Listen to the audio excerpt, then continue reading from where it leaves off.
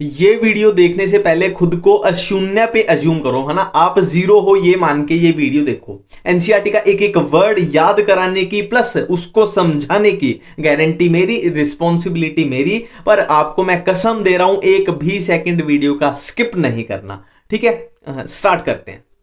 हम क्या खाते हैं, हम डेली क्या खाते हैं, हम फूड खाते हैं। सिंपल, आपको क्या करना है, सिर्फ और सिर्फ खाना खाना है। हम क्या खाते हैं, फूड खाते हैं। और फूड क्यों खाते हैं, सिंपल सी बात है, हमें जीने के लिए, हमें दौड़ने के लिए, भागने के लिए, मूवी देखने के लिए, मेरे को वीडियो बनाने के लिए, आपको वीडियो देखने के लिए, आपको नीट की तैयारी करने के लिए क्या चाहिए, एनर्जी चाहिए, है ना। हर सेल को, हमारी बॉडी की हर सेल को जीने के लिए क्या चाहिए, एनर्जी चाहिए, तभी हम जिंदा रह पाएंगे। तो हमें एनर्जी कहां से मिलेगी, हमें एनर्जी मिलेगी फूड से। तो इतनी सी बात हमें पता चल गई कि हमें एनर्जी चाहिए और कहां से मिलेगी, फूड से। ठीक है, बिल्कुल सिंपल सी बात है। ठीक है, अब देखो हमने जो फूड खाया उसमें क्या होते हैं, बड़े बड़े पार्टिकल होते हैं, जैसे बहुत बड़ा पॉलीसेकेराइड है या बहुत बड़ा प्रोटीन है ना। तो हम डायरेक्ट ऐसा तो नहीं हो गया ना कि हमने, मान लो हमने क्या खाया, हमने पराठा खाया और हमारे मुंह में वो पराठा गया और डायरेक्ट एनर्जी प्रोड्यूस होगी, ऐसा तो बिल्कुल नहीं होता, है ना। तो अब हमारा क्वेश्चन है कि इस फूड से, ये इतना बड़ा हमने पार्टिकल खाया, इतना बड़ा पॉलीसेकेराइड है या प्रोटीन है,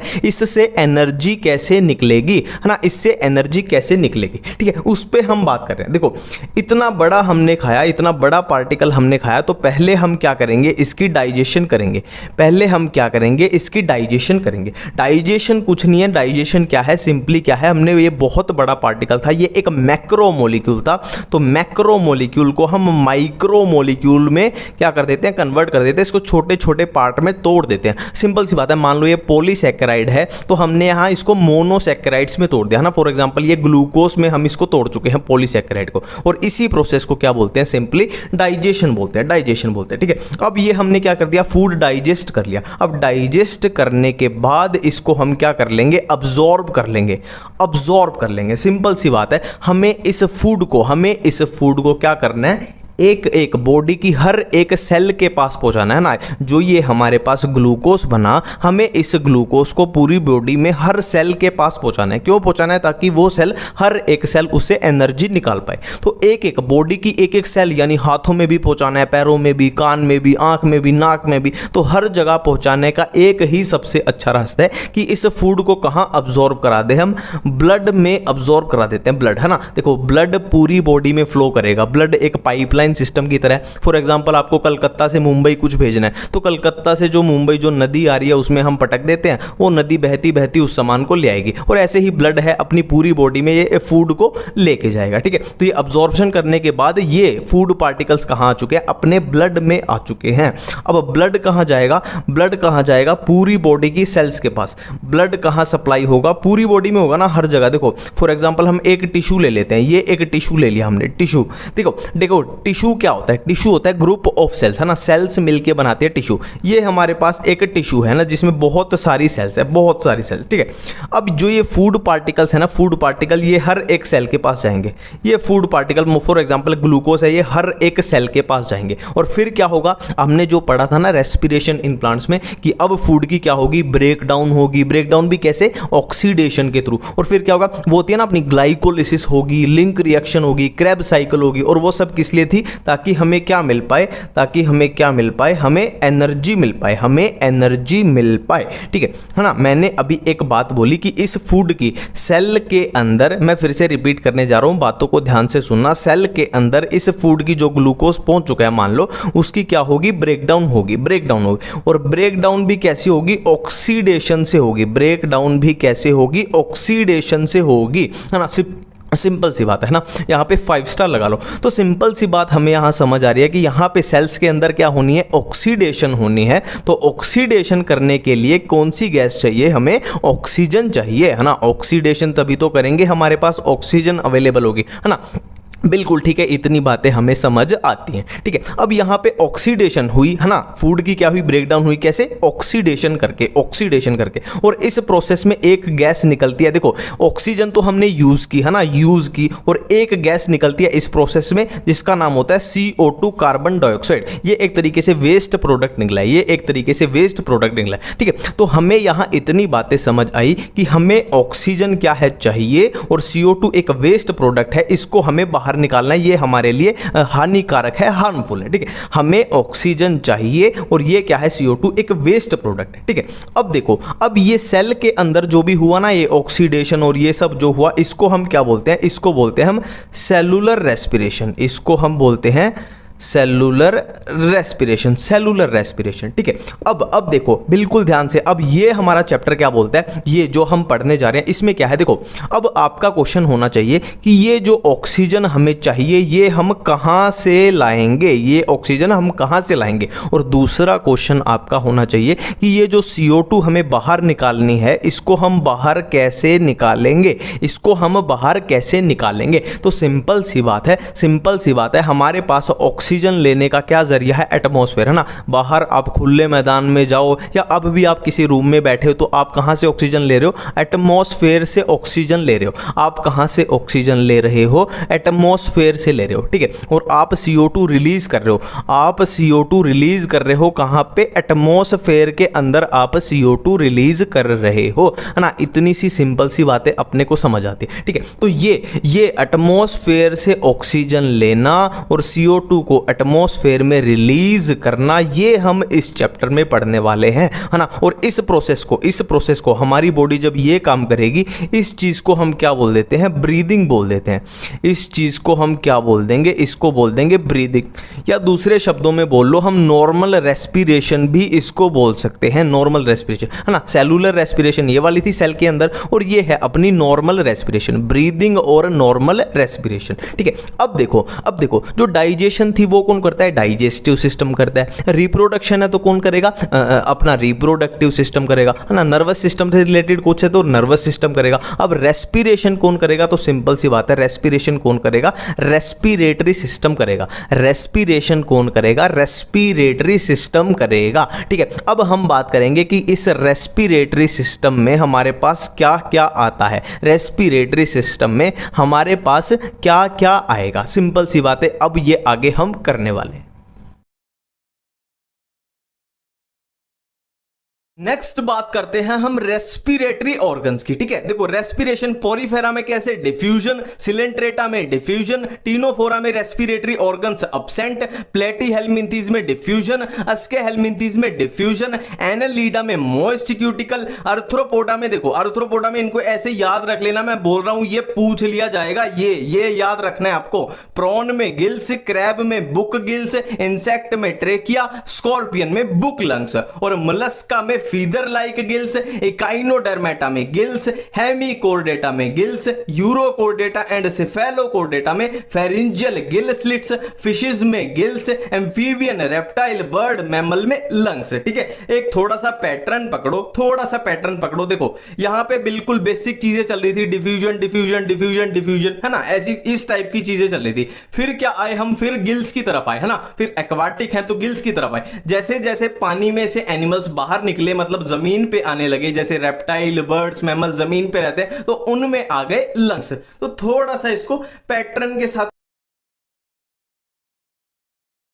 अब देखो ये रेस्पिरेटरी सिस्टम में हमारे पास क्या क्या आएगा, ठीक है। बिल्कुल साधारण शब्दों में, बिल्कुल 5वीं क्लास जैसे चलेंगे, कोई भी कॉम्प्लिकेटेड बात मैं यहां पे आपके साथ नहीं करूंगा। देखो हम सिंपल क्या है, हमें सांस लेनी है, सिंपल क्या लेनी है, हमें सांस लेनी है, ठीक है। ये मान लो हमारी क्या है, नाक है, ये हमारी नाक है, नोज है, ठीक है। बिल्कुल सिंपल सी बात है। अब हम नोज से आगे चलेंगे, देखो मैं साथ साथ लेबलिंग करते चलता हूं। ये अपनी क्या है, नोज है, या मैं सही लिख दूं तो ये हमारी नोस्ट्रिल्स हैं, ये हमारी क्या है, नोस्ट्रिल्स हैं, ठीक है। अब हम आगे चले,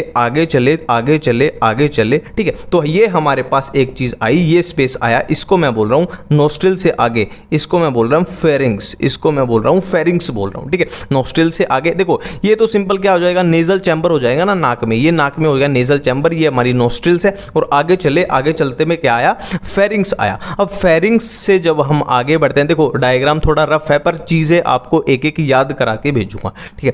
फेरिंग्स से आगे जब हम चले तो यहाँ पे एक कार्टिलेज का बना हुआ बॉक्स होता है ना, एक कार्टिलेज का बना हुआ बॉक्स होता है जिसको हम बोलते हैं लैरिंग्स, जिसको हम बोलते हैं लैरिंग्स। मैं फिर से रिपीट कर रहा हूँ, पहले नोस्ट्रिल और ये क्या हो जाएगा नाक के अंदर नेजल चैम्बर, और फिर क्या आया आगे फेरिंग्स, और फेरिंग्स के बाद आया लैरिंग्स। और हम पिछले डाइजेस्टिव वाले चैप्टर में कर चुके हैं कि फेरिंग्स जो होता है वो फूड के लिए और एयर के लिए कॉमन स्पेस होता है, ठीक है।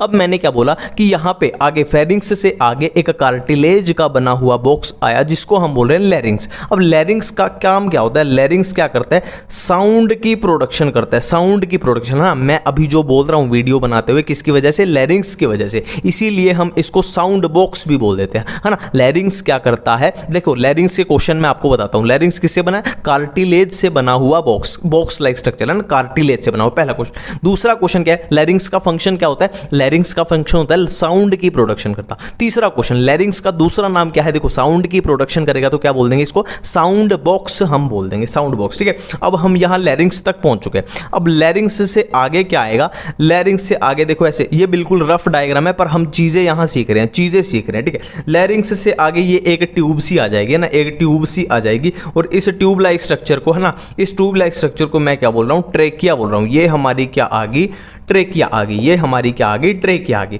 अब ट्रेकिया से आगे क्या आएगा, ऐसे कुछ ऐसे बना लो, है ना, ये बिल्कुल रफ डायग्राम है। ये क्या आ जाएंगे, ये हमारे क्या आ जाएंगे, ये लंग्स आ जाएंगे ना, एक लेफ्ट लंग एक राइट लंग, इस तरीके से लगा सकते हो आप। ये हमारे क्या आ जाएंगे, ये हमारे लंग्स आ जाएंगे, लंग्स आ जाएंगे, ठीक है। अब देखो, अब मैंने क्या बात की थी, रेस्पिरेटरी सिस्टम। तो रेस्पिरेटरी सिस्टम में हमारे पास क्या क्या आएगा, नोस्ट्रिल्स आएंगी, फेरिंग्स आएगी, लैरिंग्स आएंगी, ट्रेकिया आएगी, और क्या आएंगे, हमारे लंग्स आएंगे, और क्या आएंगे, हमारे लंग्स आएंगे। इतनी बातें बिल्कुल क्लियर है, ठीक है। अब ये मैंने डायरेक्ट यहां पे लंग्स बना दिए, बट लंग्स में बहुत सारी चीजें होती हैं, बहुत सारी चीजें होती है ना, ब्रोंकियाई होती है, ब्रोंक्यूल्स होते हैं, अल्वियोलाई होती है, वो क्या देखते हैं, अब देखते हैं वो क्या होते हैं, ठीक है। मैंने क्या बात की, रेस्पिरेटरी सिस्टम में क्या क्या आएगा, नोस्ट्रिल्स आएंगी, फेरिंग्स आएंगी, लैरिंग्स आएंगी, ट्रेकिया आएंगे और लंग्स आएंगे। अब लंग्स मैंने यहां पे डायरेक्ट लिख दिया, इसमें बहुत सारी चीजें होती हैं, बहुत सारी चीजों से मिल के बने हैं क्या, लंग्स बने हैं, ठीक है। उस पे हम बात करते हैं कि कौन सी चीजें होती हैं और कैसे होती हैं। अब हम करने जा रहे हैं लंग्स, है ना, लंग्स हमारे कैसे बने होते हैं, ठीक है। देखो मैं फिर से एक रफ डायग्राम बनाऊंगा और उससे हमारी एक एक चीज, बेसिक से बेसिक चीज हमारी क्या है, पूरी कवर हो जाएगी, ठीक है। देखो फॉर एग्जांपल ये हमारी क्या आ रही है, ये हमारी क्या आ रही है, ये ट्रेकिया आ रही है, ठीक है। ये हमारी क्या है, ये है ट्रेकिया, ये है ट्रेकिया, और ट्रेकिया से मैंने क्या ड्रॉ किए थे, नीचे लंग्स ड्रॉ किए थे। पिछला डायग्राम याद है ना, ट्रेकिया के नीचे क्या थे, लंग्स थे, और लंग्स के अंदर बहुत सारी चीजें होती हैं, वो हम देखते हैं क्या चीजें होती हैं, ठीक है। अब ये ट्रेकिया यहाँ पे फिफ्थ, ये ट्रेकिया फिफ्थ थोरेसिक वर्टिब्री के लेवल पे, मैं फिर से एक एक चीजें लिख देता हूं, ये कौन सा लेवल है, एनसीईआरटी में साफ साफ लिखा हुआ है, फिफ्थ थोरेसिक वर्टिब्री के लेवल पे ट्रेकिया अपनी क्या कर गई, डिवाइड कर गई, है ना, राइट पार्ट में और लेफ्ट पार्ट में ये डिवाइड कर गई। मैं फिर से रिपीट करता हूं कि हमारी ट्रेकिया फिफ्थ थोरेसिक वर्टिब्री के लेवल पे लेफ्ट और राइट पार्ट में डिवाइड कर चुकी है, ठीक है। अब जो ये डिवीजन हुई, ये पहली डिवीजन हुई, इसको हम क्या बोल रहे हैं, इसको हम बोल रहे हैं प्राइमरी ब्रोंकियाई, है ना। ये भी क्या हो जाएगी, प्राइमरी ब्रोंकियाई, है ना। ये क्या बन गई अपनी प्राइमरी ब्रोंकियाई, प्राइमरी ब्रोंकियाई, ठीक है। अब ये प्राइमरी ब्रोंकियाई क्या है, फर्दर डिवाइड कर गई, है ना, बिल्कुल सेम, है ना, इधर जैसे चलेगा बिल्कुल सेम, इधर भी वैसे ही चलेगा। प्राइमरी ब्रोंकियाई फर्दर डिवाइड कर गई, और प्राइमरी के बाद क्या बनेगी, सेकेंडरी ब्रोंकियाई। ये क्या बन गई, सेकेंडरी ब्रोंकियाई, ये भी क्या बनेगी, सेकेंडरी ब्रोंकियाई, और ये भी क्या बनेगी, सेकेंडरी ब्रोंकियाई, ठीक है। अब सेकेंडरी ब्रोंकियाई क्या है, फर्दर डिवाइड कर गई, ये भी क्या है, फर्दर डिवाइड कर गई। अब क्या बन जाएगी, देखो बिल्कुल सिंपल है, सेकेंडरी, ये प्राइमरी, ये सेकेंडरी, ये क्या बन जाएगी, टर्शरी ब्रोंकियाई, टर्शरी, ये भी टर्शरी, ये भी टर्शरी, ये भी टर्शरी, ये भी टर्शरी, ये भी टर्शरी, ये भी टर्शरी, है ना। बिल्कुल अभी तक क्लियर है। देखो ट्रेकिया फिफ्थ थोरेसिक पे डिवाइड की, किसमें, प्राइमरी में, फिर प्राइमरी के बाद डिवाइड की सेकेंडरी, फिर सेकेंडरी के बाद डिवाइड की टर्शरी। बिल्कुल इतनी बातें क्लियर हैं, ठीक है। अब टर्शरी फिर से फर्दर डिवाइड कर गई, लो भाई टर्शरी को फिर से डिवाइड करवा देते हैं, ये सब में हम डिवीजन करवा देते हैं, ये सब में डिवीजन करवा देते हैं, ठीक है। अब किस में डिवाइड की, ये क्या बन गई, अब ये बन गई ब्रोंक्यूल्स, ये क्या बन गई, ब्रोंक्यूल्स, ये बन गई ब्रोंक्यूल्स, है ना। ये बोल लो कि हमारे इनिशियल ब्रोंक्यूल्स हैं, ये हमारे इनिशियल ब्रोंक्यूल्स हैं, ठीक है। और इनिशियल के बाद फर्दर जो आगे ब्रोंक्यूल्स बनेंगे, देखो आप ये सब में ड्रॉ करते रहना, जो भी आगे सेम ही चलेंगी ना, एक में चल रही है वैसे सेम, है ना। ये थे मान लो अपने इनिशियल ब्रोंक्यूल, और ये क्या बन जाएंगे हमारे टर्मिनल ब्रोंक्यूल्स। टर्मिनल मतलब जहां पे ब्रोंक्यूल्स हमारे टर्मिनेट मतलब खत्म होंगे, है ना। ये हमारे थे क्या इनिशियल ब्रोंक्यूल, और ये क्या बन गए टर्मिनल ब्रोंक्यूल्स, ठीक है। अब टर्मिनल ब्रोंक्यूल से आगे क्या होगा, ऐसे डक्ट बना दो, ऐसे डक्ट बना दो। देखो मैं एक दो में बना के दिखा देता हूं, आप सब में बना लेना, सब में ही बनेंगे, कॉमन सेंस है। ऐसे डक्ट बना दो, और इन डक्ट के आगे एक वेस्कुलर बैग लाइक, एक वेस्कुलर थैले जैसा बैग लाइक स्ट्रक्चर लगी होंगी, ऐसे लगी होंगी। देखो आप सब में लगा लेना, है ना, सब में कॉमन सेंस है, सब में ही लगेंगी, है ना। अब यहां पे ये क्या हुआ, देखो ये जो है ना, ये क्या है अपनी अल्वियोलर डक्ट, ये है अल्वियोलर डक्ट। और जो बैग लाइक स्ट्रक्चर बनी, इसको हम बोल रहे हैं क्या, इसको हम बोल रहे हैं एल्वियोलाई, ठीक है। ये क्या है एल्वियोलर डक्ट, ये है एल्वियोलर डक्ट। और ये बैग लाइक स्ट्रक्चर जो बनी, एक vascular bag like, sac like, है ना, बैग लाइक, सैक लाइक, थैले जैसी स्ट्रक्चर बनी, इसको हम क्या बोल रहे हैं एल्वियोलाई, ठीक है। मैं अब बताने जा रहा हूँ लंग्स किसको बोलते हैं, ठीक है। लंग्स किसको बोलते हैं, देखो यहाँ पे तो अपनी ट्रेकिया खत्म हो चुकी थी, अब लंग्स किसको बोलते हैं, primary bronchus plus secondary bronchus plus tertiary bronchus plus bronchioles plus ये अल्वियोलर डक्ट प्लस अल्वियोलाई, इस सब को मिला के क्या बोलते हैं, हम लंग्स बोलते हैं। इतनी बातें हमें समझ आनी चाहिए, ठीक है। अब देखो कुछ बातें यहीं पे समझ लेते हैं हम, बेसिक सी बातें। हमें क्या करना था, हमें ऑक्सीजन को अंदर पहुंचाना था, ऑक्सीजन को अंदर पहुंचाना था, और CO2 को क्या करना था, बाहर निकालना था, ठीक है। तो कुल मिला के ये हमें काम करना है। अब ये कैसे होगा, देखो ये अल्वियोलाई हमारे पास आ गई। अब अल्वियोलाई के कांटेक्ट में क्या होती हैं, ब्लड वेसल्स होती है, ब्लड कैपिलरीज बोल लो तो ज्यादा अच्छी बात रहेगी।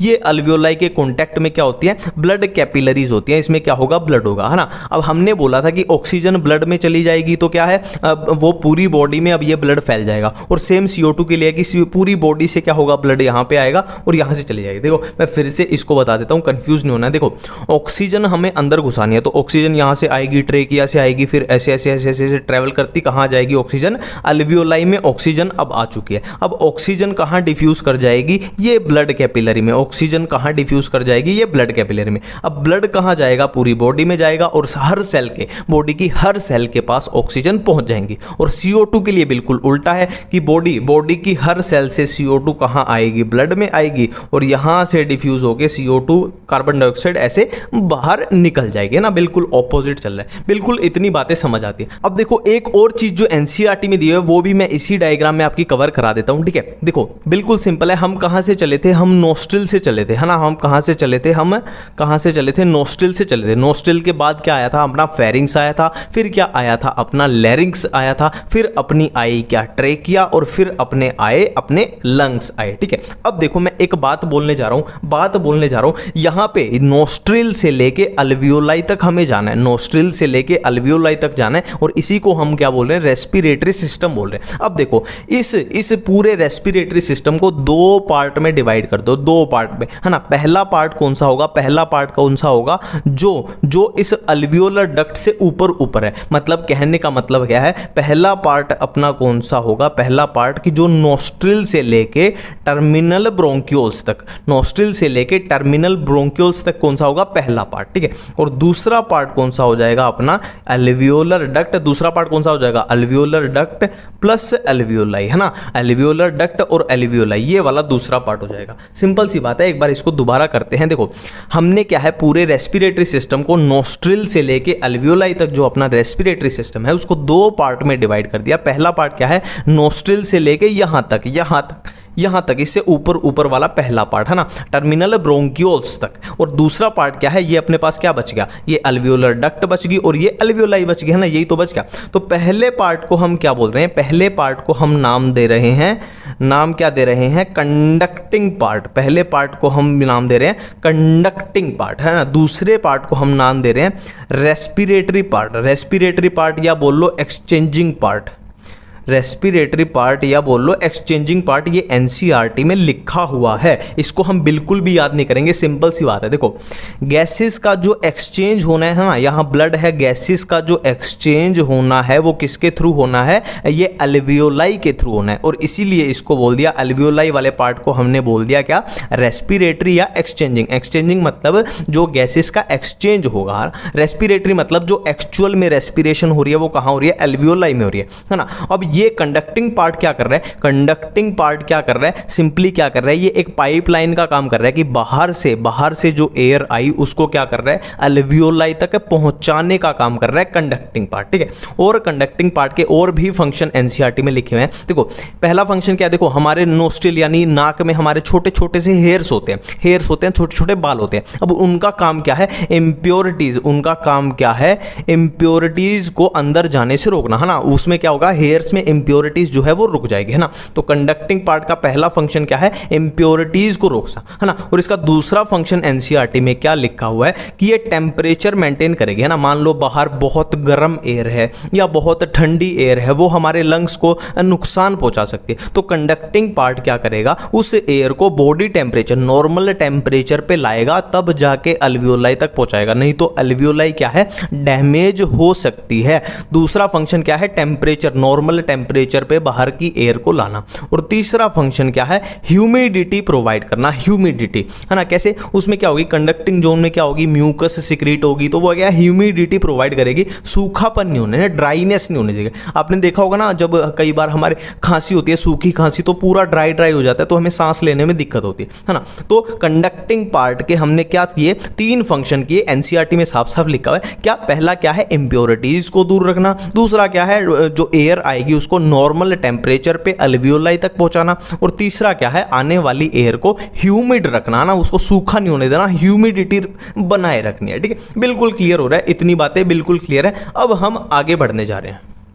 अब देखो मैं यहाँ पे आपको दो बातें बताने जा रहा हूँ, है ना, बिल्कुल आपको ध्यान में रखनी है, क्योंकि वो ऐसे के ऐसे एनसीईआरटी में लिखी हुई हैं, ठीक है। देखो ट्रेकिया से शुरू करते हैं, एक बार अपना जो फ्लो किया था हम ट्रेकिया से शुरू करते हैं। ये अपनी ट्रेकिया के बाद क्या आया, प्राइमरी ब्रोंकियाई, प्राइमरी ब्रोंकियाई के बाद क्या आया, सेकेंडरी ब्रोंकियाई, उसके बाद आया टर्शरी ब्रोंकियाई, और फिर क्या आए, इनिशियल ब्रोंकियोल्स, इनिशियल ब्रोंकियोल्स, और इनिशियल ब्रोंकियोल्स के बाद क्या आए थे, याद करो, टर्मिनल ब्रोंकियोल, टर्मिनल ब्रोंकियोल के बाद क्या थे, अल्वियोल, ठीक है। अब यहाँ पे याद क्या रखना है, एनसीईआरटी में साफ साफ लिखा हुआ है कि ट्रेकिया से लेके अप टू, ट्रेकिया से लेके अप टू इनिशियल ब्रोंकियोल, ये मैं फिर से वर्ड पे इस पे जोर दे रहा हूँ क्योंकि एनसीईआरटी में लिखा हुआ है, इनिशियल ब्रोंकियोल तक, ट्रेकिया से लेकर इनिशियल ब्रोंकियोल्स तक क्या प्रेजेंट होती हैं, इनके ऊपर क्या प्रेजेंट होती है,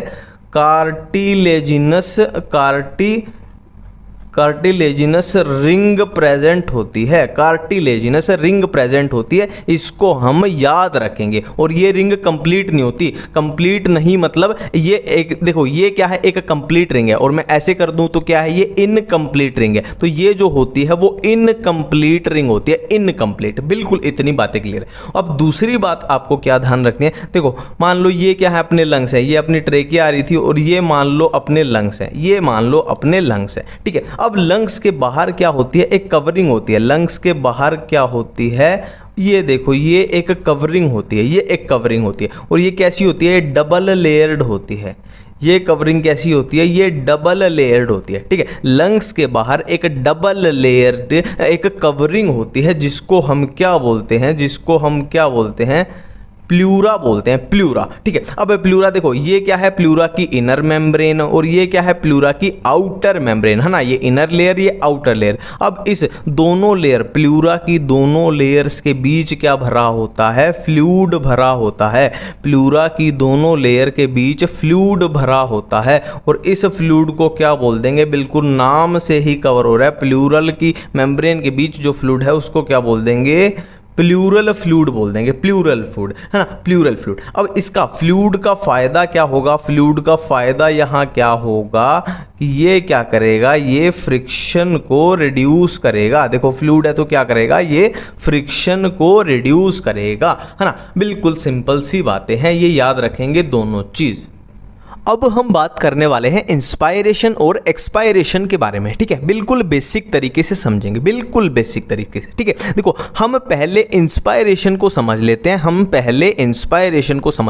हमें एक्सपायरेशन ऑटोमेटिकली समझ में आ जाएगी। और कैसे आ जाएगी वो मैं आपको सिंपल तरीके से दिखाऊंगा, ठीक है। देखो फॉर एग्जाम्पल ये हमारे, मैं एक रफ डायग्राम बना रहा हूँ, ये हमारे क्या है, ये हमारे लंग है ना, ये हमारे लंग्स हैं, ठीक है। अब हमें क्या करना है, इंस्पायरेशन, देखो इंस्पायरेशन नाम से ही कवर हो रहा है कि इंस्पायरेशन मतलब हम एयर को अंदर लाना चाहते हैं। देखो ये हमारे पास एयर है, इसको हम अंदर लाना चाहते हैं, उस प्रोसेस को हम बोल रहे हैं इंस्पायरेशन। और एयर को लंग्स से बाहर की तरफ रिलीज करना, वो क्या होती है, एक्सपायरेशन। बिल्कुल ये तो कॉमन सेंस है। अब ये एयर कहां प्रेजेंट है, ये एटमॉस्फेयर में प्रेजेंट है। अब इंस्पायरेशन के लिए इंस्पायर करना है, इस एयर को इंस्पायर करना है, मतलब इस एयर को यहां अंदर लाना है, इस एयर को यहां अंदर लाना है, ठीक है। हमें ये एयर कहां चाहिए, यहां चाहिए लंग्स के अंदर, बिल्कुल ठीक है, उसी को हम बोल रहे हैं इंस्पिरेशन, ठीक है, बिल्कुल ठीक है। अब देखो, अब आपको पूछना चाहिए कि हम ऐसा यहां कैसी कंडीशन क्रिएट करें, है ना, हम लंग्स के अंदर ऐसा क्या कर दें कि ये एयर जो है ये लंग्स के अंदर आ जाए, है ना। हम यहां पे ऐसी क्या कंडीशन क्रिएट करें कि ये एयर यहां लंग्स के अंदर आ जाए, ठीक है। तो मैं अब एक चीज बोलने जा रहा हूं कि अगर हम लंग्स के अंदर लो प्रेशर कर दें और बाहर एटमॉस्फेयर में हाई प्रेशर, ये कंडीशन क्रिएट कर दें, तो चीजें क्या होंगी, हाई प्रेशर से लो प्रेशर की तरफ ऑटोमेटिकली आएंगी। अगर हम लंग्स के अंदर लो प्रेशर मतलब एक तरीके से नेगेटिव प्रेशर कंडीशन, नेगेटिव मतलब एक तरीके से अंदर लो प्रेशर हो जाएगा, तो एक तरीके से एक सक्शन सिस्टम बन जाएगा ना, सक्शन सिस्टम। तो नेगेटिव प्रेशर क्रिएट करने से क्या होंगी चीजें, हाई प्रेशर से लो प्रेशर की तरफ आएगी, ठीक है। और आपने ये बात मान ली, हाँ भाई ठीक है, हम अंदर लो प्रेशर क्रिएट कर देते हैं। तो आपको अब पूछना चाहिए कि तूने ये तो बोल दिया कि लो प्रेशर क्रिएट कर देंगे, पर करेंगे कैसे करेंगे, है ना। तो मैं आपको एक सिंपल सी चीज बताऊंगा कि हमने केमिस्ट्री में, फिजिक्स में भी आपने देखा होगा, ये वाली इक्वेशन देखी होगी, PV = nRT। अब यहाँ पे N कॉमन, R भी कॉमन होता है और T टेम्परेचर कॉमन होता है ना। हम कॉमन टेम्परेचर पे बात कर रहे हैं, तो क्या होता है, सिंपल सी बात है, प्रेशर इनवर्सली प्रोपोर्शनल है वॉल्यूम के, है ना, प्रेशर इनवर्सली प्रोपोर्शनल है वॉल्यूम के, ठीक है। अब हमें लंग्स के अंदर प्रेशर को क्या करना है, घटाना है, कम करना है। तो प्रेशर को घटाने के लिए हमें क्या करना पड़ेगा, वॉल्यूम को बढ़ाना पड़ेगा। हमें लंग्स के अंदर प्रेशर को घटाने के लिए लंग्स की वॉल्यूम को बढ़ाना पड़ेगा। इतनी सिंपल सी बात हमें समझ में आ गई, ठीक है। अब आप बोलोगे कि तूने ये तो बोल दिया कि वॉल्यूम को बढ़ाना पड़ेगा, पर बढ़ाएंगे कैसे, फिर से, है ना, आपने फिर से क्वेश्चन किया कि वॉल्यूम को कैसे बढ़ाएंगे, है ना। तो मैं इसका आंसर देने जा रहा हूं कि इसका भी हमारे पास सॉल्यूशन है। क्या सॉल्यूशन है, मसल कॉन्ट्रैक्शन। इसका हमारे पास क्या सॉल्यूशन है, मसल कॉन्ट्रैक्शन। मैं आपको आंसर दे रहा हूं कि हम मसल लंग्स में जो भी मसल्स प्रेजेंट हैं उनको कॉन्ट्रैक्ट करा के क्या कर लेंगे, हम अपनी वॉल्यूम बढ़ा लेंगे। और वॉल्यूम बढ़ेगी तो प्रेशर घटेगा तो क्या है, एयर बाहर से अंदर की तरफ आएगी, ठीक है। अब कौन सी मसल कॉन्ट्रैक्ट होंगी, कौन सी मसल कॉन्ट्रैक्ट होगी, तो एक आपको याद रखनी है, क्या, डायफ्राम। एक तो होगी डायफ्राम और दूसरी कौन सी होगी, इंटरकोस्टल मसल्स।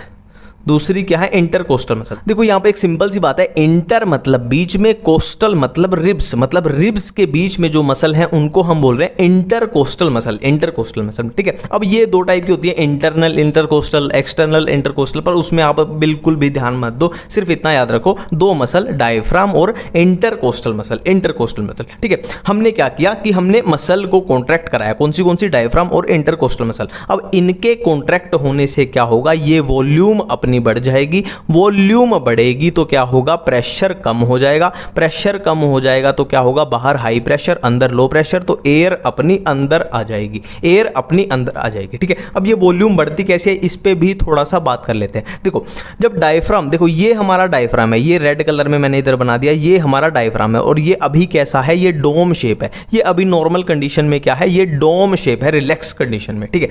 अब इसको जब कॉन्ट्रैक्शन होगी ना, इसमें डायफ्राम में जब कॉन्ट्रैक्शन होगी तो ये ऐसे नीचे की तरफ जाएगा, और ये नीचे की तरफ जाएगा तो ये ऐसे फ्लैट होने की कोशिश करेगा, ये ऐसे फ्लैट होने की कोशिश करेगा, है ना। तो देखो यहाँ पे क्या थी, इस लंग की वॉल्यूम कम थी, अगर ये स्ट्रक्चर अगर फ्लैट हो जाए तो ये एक्स्ट्रा वॉल्यूम बढ़ जाएगी, वॉल्यूम बढ़ेगी तो प्रेशर घटेगा, सिंपल सी बात हम कर चुके हैं, ठीक है। तो डायफ्राम ने क्या किया, डायफ्राम ने क्या किया, एनसीईआरटी में साफ साफ लिखा हुआ है कि डायफ्राम ने जो वॉल्यूम बढ़ाई वो किस डायरेक्शन में बढ़ाई, डायफ्राम ने जो वॉल्यूम बढ़ाई वो किस डायरेक्शन में बढ़ाई, एंटीरियर पोस्टीरियर एक्सिस पे बढ़ाई, है ना, एंटीरियर पोस्टीरियर एक्सिस पे डायफ्राम ने वॉल्यूम बढ़ाई, ठीक है। दूसरी हमने बात की इंटरकोस्टल मसल, देखो इंटरकोस्टल मतलब जो रिब्स के बीच में होंगी, है ना, कुछ इस तरीके से होगी, इनको कुछ इस तरीके से समझो, ये अपनी क्या है, इंटरकोस्टल मसल है, इंटरकोस्टल, ठीक है। अब ये जब कॉन्ट्रैक्ट करेगी तो वॉल्यूम कैसे बढ़ेगी, अब थोड़ा सा ध्यान से समझो, देखो कैसे बढ़ेगी, ये अपनी है व्हाइट पेज, है ना, ये व्हाइट पेज के ऊपर बढ़ेगी और व्हाइट पेज के नीचे, है ना, इस चीज को यहां पे समझो, इंटरकोस्टल मसल जब कॉन्ट्रैक्ट करेंगी तो वॉल्यूम कैसे बढ़ेगी, व्हाइट पेज के ऊपर और नीचे, है ना। तो मतलब ये इंटरकोस्टल मसल कैसे बढ़ाएंगी, वॉल्यूम बढ़ाएंगी, डोर्सोवेंट्रली, डोर्सोवेंट्रली, डोर्सल मतलब ऊपर की साइड, वेंट्रल मतलब नीचे की साइड, बिल्कुल इतनी बातें हमें समझ आती है। और डायफ्राम ने कैसे बढ़ाई थी, डायफ्राम ने ऐसे एंटीरियर पोस्टीरियर एक्सिस पे, ये एनसीईआरटी में साफ साफ लिखा हुआ है कि डायफ्राम कैसे बढ़ाएगा, एंटीरियर पोस्टीरियर, और इंटरकोस्टल कैसे, डोर्सोवेंट्रली, बिल्कुल इतनी बातें हमें समझ आती है, ठीक है। अब बिल्कुल ये हमने इंस्पायरेशन देख लिया कि अब क्या होगी, एयर अंदर आ जाएगी। अब देखते हैं क्या एक्सपायरेशन, देखो एक्सपायरेशन में क्या करना है, हमें ठीक इसका ऑपोजिट करना है ना। हमने यहां क्या की थी, एयर को अंदर लाए थे, और एक्सपायरेशन में हमें एयर को कहां करना है, बाहर भेज। तो एयर को जब हम बाहर भेजेंगे तो सिंपल सी बात है, हमें क्या चाहिए, फिर से वही कंडीशन है कि बाहर हमें चाहिए लो प्रेशर, अंदर चाहिए हाई प्रेशर, क्योंकि अब की बार हमें क्या करना है, चीजें बिल्कुल ऑपोजिट करनी है ना, हाई प्रेशर से लो प्रेशर की तरफ जाना है। तो अंदर हाई प्रेशर चाहिए तो बिल्कुल इसका पूरा जितना भी कुछ हुआ है इसका ऑपोजिट कर देंगे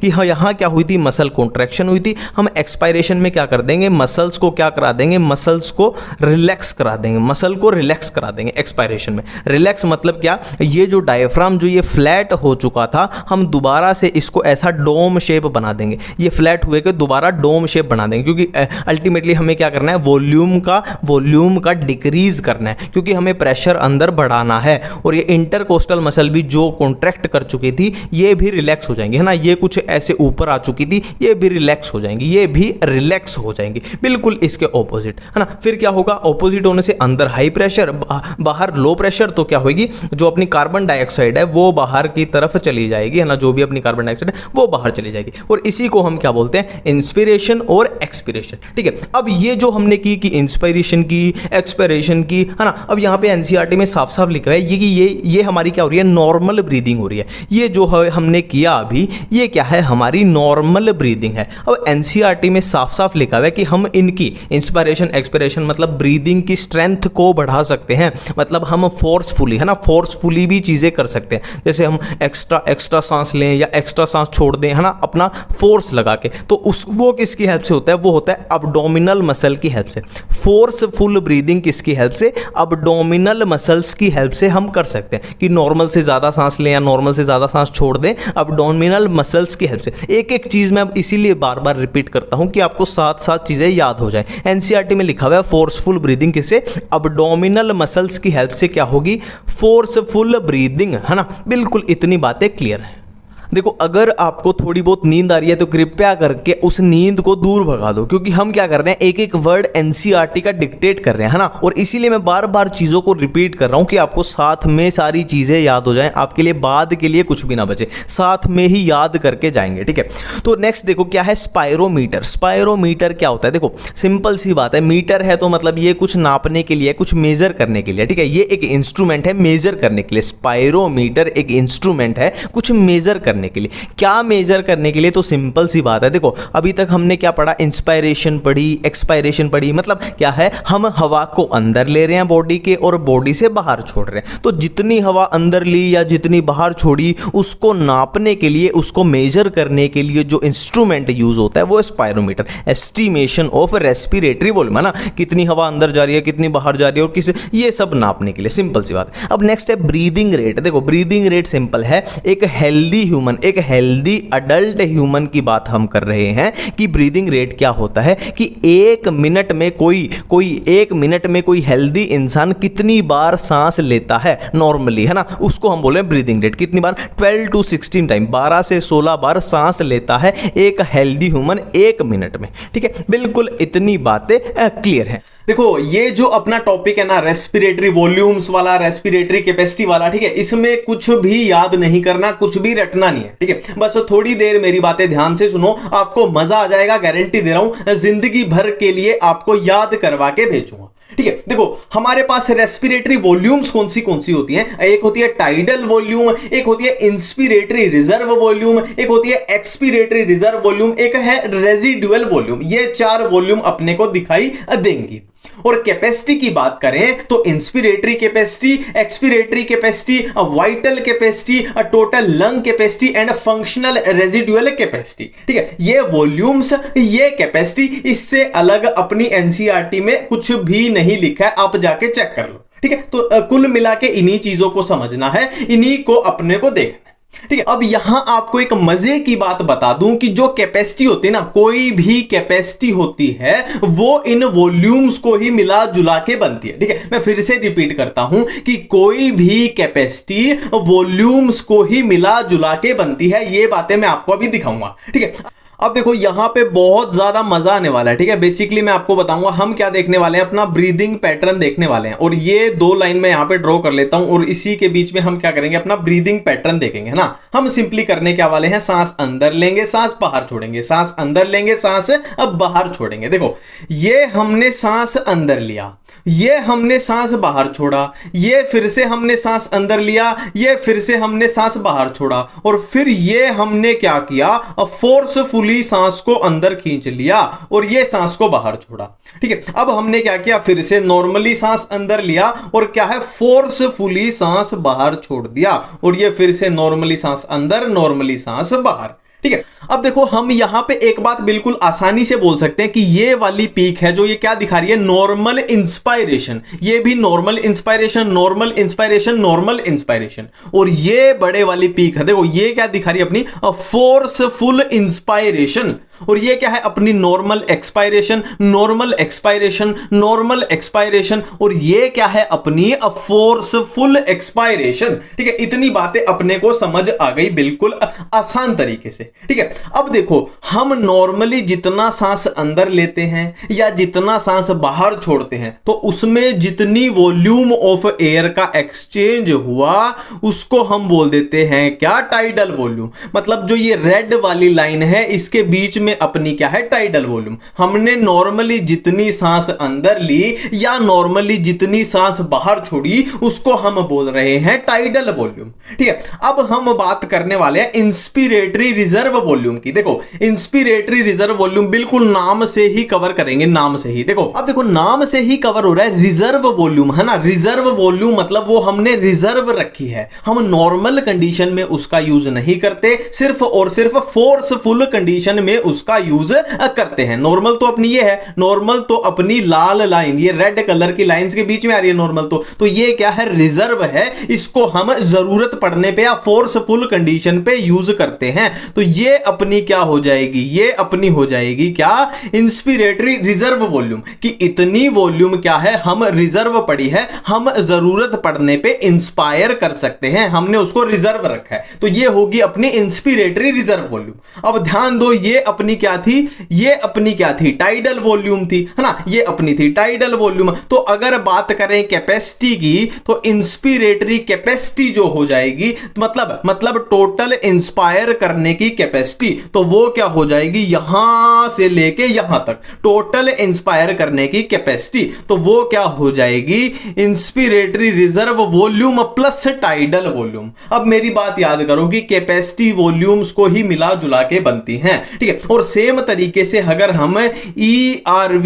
ईआरवी की बात करें तो सिंपल सी बात है। देखो हम नॉर्मली कितना, इतना एक्सपायर करते हैं, नॉर्मली इतना एक्सपायर करते हैं, बट फोर्सफुल कंडीशन में हम जो एक्स्ट्रा एक्सपायर कर सकते हैं, मतलब ये एक्सपिरेशन की अपनी पावर रिजर्व पड़ी हुई थी, हम इसको सिर्फ फोर्सफुल कंडीशन में ही यूज करते हैं। तो ये हो जाएगी ईआरवी। और ये अपनी क्या थी, टाइडल वॉल्यूम थी, ये अपनी क्या थी, पूरी टाइडल वॉल्यूम। तो अगर मैं आपसे पूछूं कि एक्सपीरेटरी कैपेसिटी क्या होगी, एक्सपीरेटरी कैपेसिटी क्या होगी, तो ये पूरी यहां से यहां तक क्या हो जाएगी, अपनी फोर्सफुल एक्सपायरेशन को दर्शा रही है। तो ये क्या हो जाएगी, अपनी expiratory capacity ERV plus tidal volume. बिल्कुल इसी की तरह इंस्पिरेटरी कैपेसिटी क्या, IRV plus tidal volume, expiratory capacity क्या, expiratory reserve volume plus tidal volume. ठीक है, बिल्कुल इतनी बातें अपने को समझ आ रही है ना, चीजें अपनी क्लियर होती जा रही है। अब देखो, एक अपनी वॉल्यूम होती है रेजिडुअल वॉल्यूम, एक अपनी वॉल्यूम होती है रेजिडुअल वॉल्यूम। तो ये क्या होती है, देखो अगर हम फोर्सफुली जितना सांस बाहर छोड़ सकते हैं उतना बाहर छोड़ भी दे, है ना। देखो ये हमने क्या किया, फोर्सफुली एक्सपायरेशन की, तो इसके बावजूद भी क्या है, लंग्स के अंदर कुछ वॉल्यूम ऑफ एयर बच जाती है जिसको हम बाहर नहीं निकाल सकते। मैं एक बार फिर से बोलता हूं, हम फोर्सफुली एक्सपायर करने के बाद भी कुछ वॉल्यूम ऑफ एयर को बाहर नहीं निकाल सकते, इसको बाहर निकालना इम्पॉसिबल है, ये लंग्स में हमेशा रहेगी ही रहेगी, इसीलिए इसको बोला रेजिडुअल। देखो रेजिडुअल का वर्ड का मतलब ही क्या होता है, जो बच गया मतलब ये हमेशा लंग्स में बचा रहेगा, इसको हम बाहर नहीं निकाल सकते। तो ये बातें यहां पे क्लियर हो रही हैं, ठीक है। अब बात करें अगर वाइटल कैपेसिटी की, और एक दूसरी कैपेसिटी आएगी टोटल लंग कैपेसिटी। देखो मैं फिर से आपके सामने यहां पे चीजें क्लियर कर देता हूं। देखो वॉल्यूम अपने पास कौन सी आई, वॉल्यूम अपने पास कौन सी आई, एक आई टाइडल वॉल्यूम, एक आई इंस्पिरेटरी रिजर्व वॉल्यूम, एक आई एक्सपिरेटरी रिजर्व वॉल्यूम, और एक आई रेजिडुअल वॉल्यूम। ठीक है, अब अपने को क्या है, इंस्पिरेटरी कैपेसिटी क्लियर हो चुकी है, एक्सपिरेटरी कैपेसिटी यहां पे क्लियर हो चुकी है। ठीक है, अब बात कर रहे हैं हम वाइटल कैपेसिटी की और टोटल लंग कैपेसिटी की, है ना। देखो इसी दायरे में बात करेंगे, ये मैं दायरा करवाता हूं, इस दायरे में हम बात कर रहे हैं। देखो सिंपल सी इसकी ट्रिक बताता हूं, इसके नाम में ही आ गया टोटल मतलब सारी की सारी वॉल्यूम्स को जोड़ दो, है ना। देखो अपने पास वॉल्यूम ही 4 हैं तो चारों को जोड़ दो, टोटल वर्ड आ गया तो चारों को जोड़ दो, है ना। मतलब ये प्लस ये प्लस ये प्लस ये हो जाएगी अपनी टोटल लंग कैपेसिटी। और वाइटल कैपेसिटी आपसे पूछ ली जाए तो सिंपली है, रेजिडुअल वॉल्यूम को हटा दो। रेजिडुअल मतलब ये अपने फालतू की है, अपनी बच जाती है, ये हम निकाल नहीं सकते। तो सिंपल सी बात है, हम फोर्सफुल इंस्पायर करके जितनी वॉल्यूम ऑफ एयर बाहर निकाल सकते हैं, फोर्सफुल इंस्पायर करके जितनी वॉल्यूम ऑफ एयर बाहर निकाल सकते हैं, तो ये कुल मिला के यहां से यहां तक जाएगा वाइटल कैपेसिटी की लाइन, यहां से यहां तक फोर्सफुल इंस्पायर करके जितनी वॉल्यूम ऑफ एयर हम बाहर निकाल सकते हैं, यहां से यहां तक जाएगा। और टोटल की बात कर लें तो यहां से कहां, रेजिडुअल वॉल्यूम भी उसमें प्लस हो जाएगी। बट क्या है, वाइटल में रेजिडुअल वॉल्यूम को हटा के बाकी को मिला दो। और टोटल की ट्रिक क्या बताई, टोटल मतलब जितनी अपने पास वॉल्यूम्स है सभी को जोड़ दो। तो अब देखो अपनी सिर्फ एक कैपेसिटी बच गई, कौन सी, फंक्शनल रेजिडुअल कैपेसिटी। ठीक है, अब देखो इसको इसके नाम से ही कवर करते हैं, एनसीईआरटी की डेफिनेशन जो है इसके नाम से ही कवर करते हैं। देखो फंक्शनल मतलब नॉर्मल फंक्शन करते हुए, ठीक है, फंक्शनल मतलब नॉर्मल फंक्शन करते हुए। रेजिडुअल मतलब, देखो रेजिडुअल का मतलब क्या होता है, बच गई, रेजिडुअल का मतलब है बच गई, कैपेसिटी मतलब कैपेसिटी, सिंपल सी बात है। मतलब क्या है, नॉर्मल फंक्शन करते हुए, है ना, यानी नॉर्मल एक्सपायरेशन के बाद जो वॉल्यूम ऑफ एयर लंग्स के अंदर बच गई उसको हम बोलते हैं फंक्शनल रेजिडुअल कैपेसिटी। मैं एक बार फिर से रिपीट करता हूं, फंक्शनल मतलब नॉर्मल फंक्शन करते हुए जो वॉल्यूम ऑफ एयर लंग्स के अंदर बच गई, लंग्स के अंदर क्या है, बच गई मतलब रेजिडुअल वॉल्यूम, है ना। देखो रेजिडुअल इतनी थी और ये अपनी फोर्सफुल थी, मतलब यहां से ये टोटल क्या है, लंग्स के अंदर बची हुई है। कब बची हुई है, जब हम नॉर्मल एक्सपायरेशन करते। देखो नॉर्मल एक्सपायरेशन करते तो सिंपल सी बात है, ये यहां से आती ना, इस लाइन तक आती, तो ये इतनी टोटल लंग्स के अंदर बची हुई है नॉर्मल फंक्शनिंग के दौरान, है ना। तो ये टोटल कितनी है, ये हो जाएगी रेजिडुअल वॉल्यूम प्लस क्या है, अपनी ERV, है ना। तो क्या हो जाएगी, फंक्शनल रेजिडुअल कैपेसिटी, ये क्या है अपनी ERV, और ये क्या है रेजिडुअल वॉल्यूम। तो ये हो जाएगी expiratory expiratory reserve volume plus क्या है, residual volume, functional residual capacity. ठीक है, सारी कैपेसिटी वॉल्यूम्स को ही मिला जुला के बनती है। इतनी बातें क्लियर है। अब चलते हैं आगे की, टाइडल वॉल्यूम कितनी होती है, IRV कितनी है, FRC कितनी है, रेजिडुअल वॉल्यूम कितनी है, ये कितनी है, वो कितनी है। ठीक है, अब यहां पे कॉमन सेंस की बात पकड़ो। देखो सारी जो कैपेसिटी है, देखो अपने पास दो चीजें हैं, एक तो है वॉल्यूम, एक है कैपेसिटी। एक है वॉल्यूम, एक कैपेसिटी। अगर हम सिर्फ वॉल्यूम याद कर लें तो कैपेसिटी ऑटोमेटिक हो जाएंगी, क्योंकि सारी कैपेसिटी जो है वो वॉल्यूम्स को ही मिला के बन रही है। तो अपने को सिर्फ और सिर्फ वॉल्यूम याद करनी है, और वॉल्यूम अपने पास कितनी है, सिर्फ और सिर्फ 4 हैं। एक टाइडल वॉल्यूम है, एक IRV है, एक ERV है, और एक रेजिडुअल वॉल्यूम है। तो सिर्फ इनको याद कर लेते हैं, ऑटोमेटिकली सारा काम अपना खत्म। अब देखो अपनी वॉल्यूम्स को कैसे याद रखें, इसकी बहुत आसान ट्रिक मैं बताने वाला हूं। देखो अपने पास टोटल वॉल्यूम कितनी है, एक है अपने पास टाइडल वॉल्यूम, एक क्या है अपने पास एक्सपीरेटरी रिजर्व वॉल्यूम, एक क्या है अपने पास इंस्पिरेटरी रिजर्व वॉल्यूम, और एक है अपने पास रेजिडुअल वॉल्यूम। रेजिडुअल वॉल्यूम को अलग कलर से लिखता हूं क्योंकि ये रेजिडुअल है यानी बची हुई है, तो इसको थोड़ा अलग से लिखते हैं। ठीक है, रेजिडुअल वॉल्यूम। ठीक है, तो सबसे पहली ट्रिक हम देखते हैं किसकी, रेजिडुअल वॉल्यूम की देख लेते हैं। देखो सिंपल है, इसका क्या R है, इसका क्या है, यहां पे R है, तो R को बीच में से कट कर दो। इस R को बीच में से कट कर देंगे तो ये अपने पास 1 बन जाएगा और ये अपने पास 2 बन जाएगा। तो रेजिडुअल वॉल्यूम कितनी होती है, 1200 ml होती है। 1200 ml, बात खत्म है। ठीक है, अब इनकी बात करते हैं। देखो इनको हमेशा इसी फ्लो में लिखना है, पहले टाइडल फिर ERV फिर IRV, इसी फ्लो में लिखना है। और इस फ्लो को याद करने की मैं थोड़ी ट्रिक भी बता देता हूं आपको थोड़ी। देखो इसी फ्लो में लिखोगे, एक भी नहीं आपको भूलेगी, गारंटी दे रहा हूं। तेरी इस तरीके से लिखना है। देखो टी ये T है, फिर ER, फिर ये ER, फिर क्या है अपनी I, फिर I है ना, पहले टाइडल वॉल्यूम फिर ERV फिर IRV। तेरी से इसको थोड़ा याद कर लेना।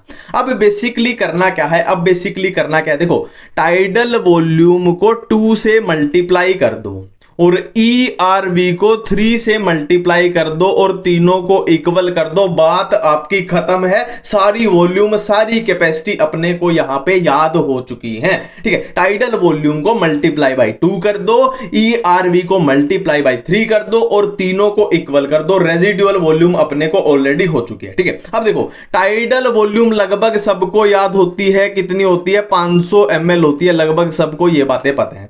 और ERV कितनी हो जाएगी, तो टाइडल वॉल्यूम को 2 से मल्टीप्लाई कर दो, इक्वल हो जाएगी ERV। 500 को 2 से मल्टीप्लाई कर देंगे तो ये हो जाएगी अपनी 1000 ml। और IRV कितनी होगी, ERV को 3 से मल्टीप्लाई कर दो तो 1000 गुना 3 कितने हो जाएंगे, ये अपनी हो जाएगी कितनी, 3000 ml, 3000 ml। तो सारी वॉल्यूम अपनी निकल के आ चुकी है। अब बात कर लेते हैं कैपेसिटी की, ठीक है। देखो अपनी वो क्या थी, अपनी एक्सपीरेटरी कैपेसिटी क्या बोलती थी, कि ERV प्लस टाइडल वॉल्यूम। तो ERV plus tidal volume expiratory capacity आ चुकी है।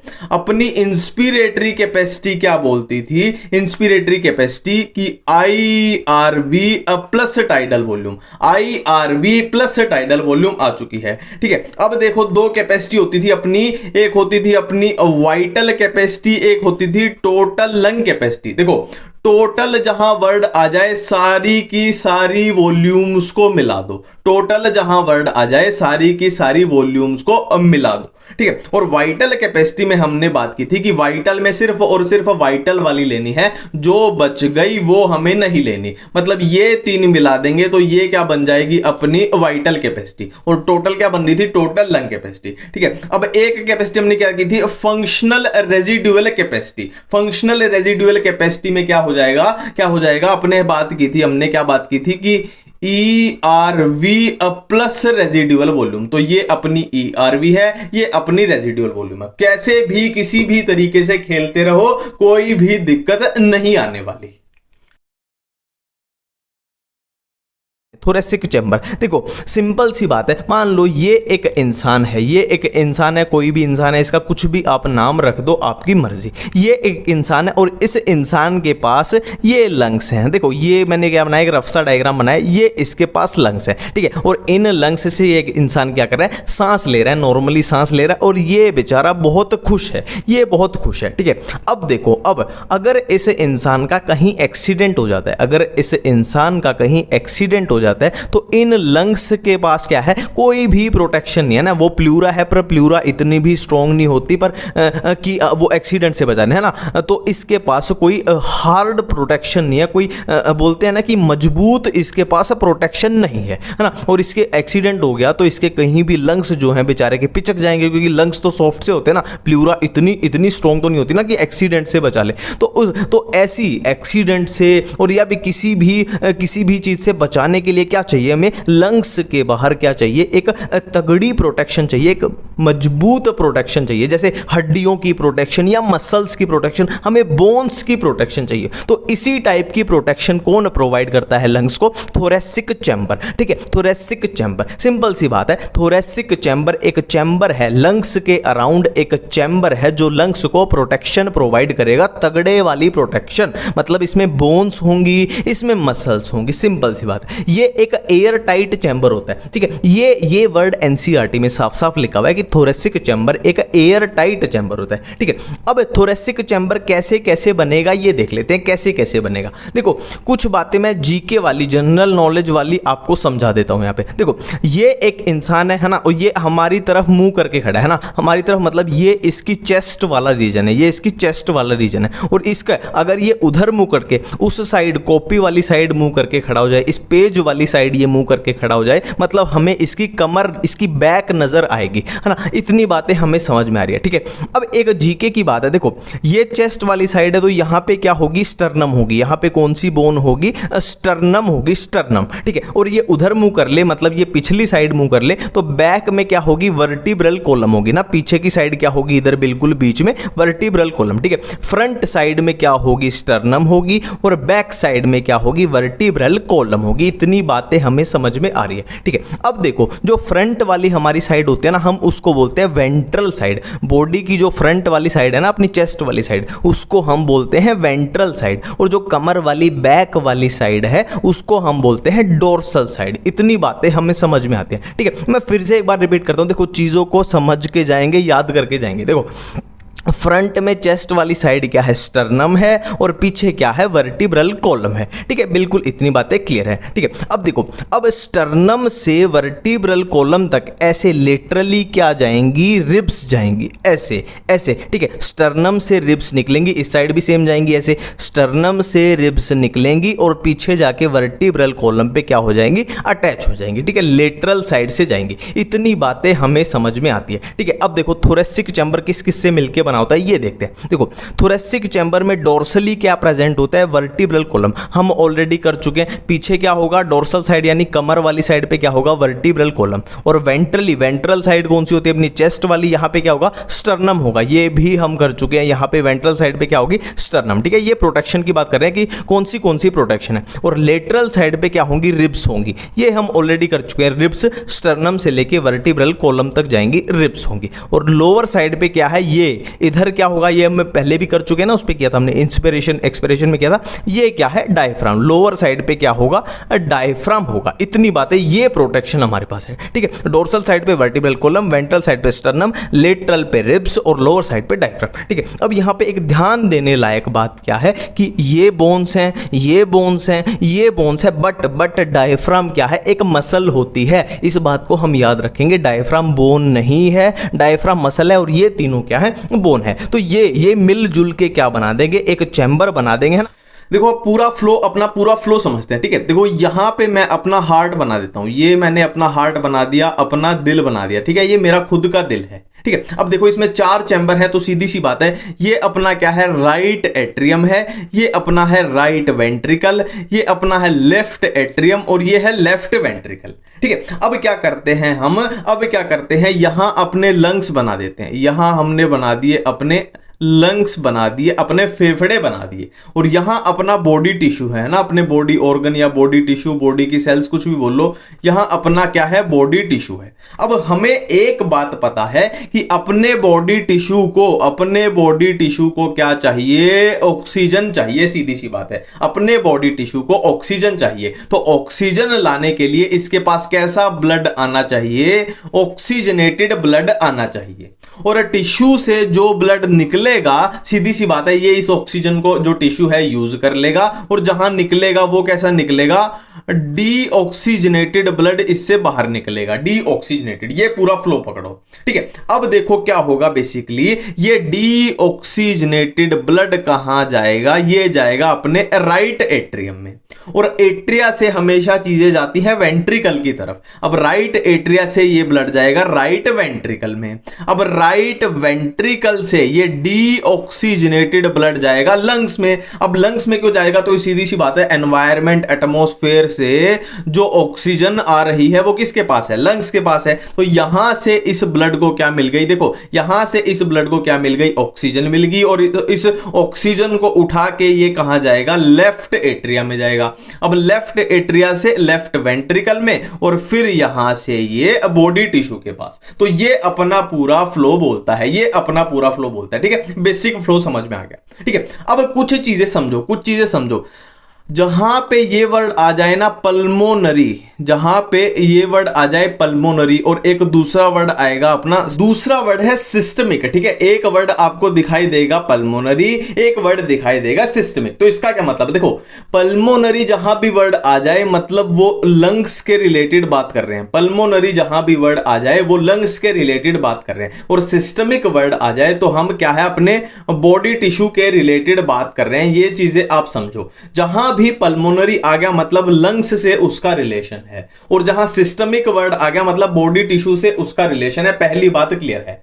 अब मैं दूसरी बात बोलने जा रहा हूं। एक वर्ड आएगा आपके सामने आर्टरी, एक वर्ड आएगा आपके सामने आर्टरी, एक आएगा वेन। देखो बेसिकली ये चीजें अपने बॉडी फ्लूइड एंड सर्कुलेशन वाला चैप्टर है ना, वहां पे अच्छे से कवर होंगी, बट यहां पे भी हमें इतनी बातें सीखनी पड़ेंगी। देखो आर्टरी का सीधा सीधा मतलब क्या होता है, आर्टरी का सीधा सीधा मतलब क्या होता है कि जो हार्ट से दूर जा रही है ना, ये अपना हार्ट है जो हार्ट से दूर जा रही है। और वेन का सीधा सीधा मतलब क्या होता है कि जो दूर से हार्ट की तरफ आ रही है। इस बात को भी हम यहीं क्या कर देंगे, अपैक कर देंगे। आर्टरी का मतलब है ऐसी ब्लड वेसल जो हमेशा हार्ट से अवे, देखो A for artery, A for away है ना, अवे फ्रॉम हार्ट जाएगी, और वेन क्या है, अपनी टुवर्ड्स दी हार्ट आएगी। इतनी बातें क्लियर है। अब इनका नामकरण कर देते हैं। देखो अपनी, अब देखो एक एक चीज को देखो ये कहां से जा रही है, ये यहां से जा रही है, और ये यहां से जा रही है, हार्ट में घुसी है, और ये हार्ट से बाहर जा रही है, ये बाहर जा रही है, ठीक है। और इधर अगर एरो लगाएं तो लंग्स से ये हार्ट की तरफ जा रही है,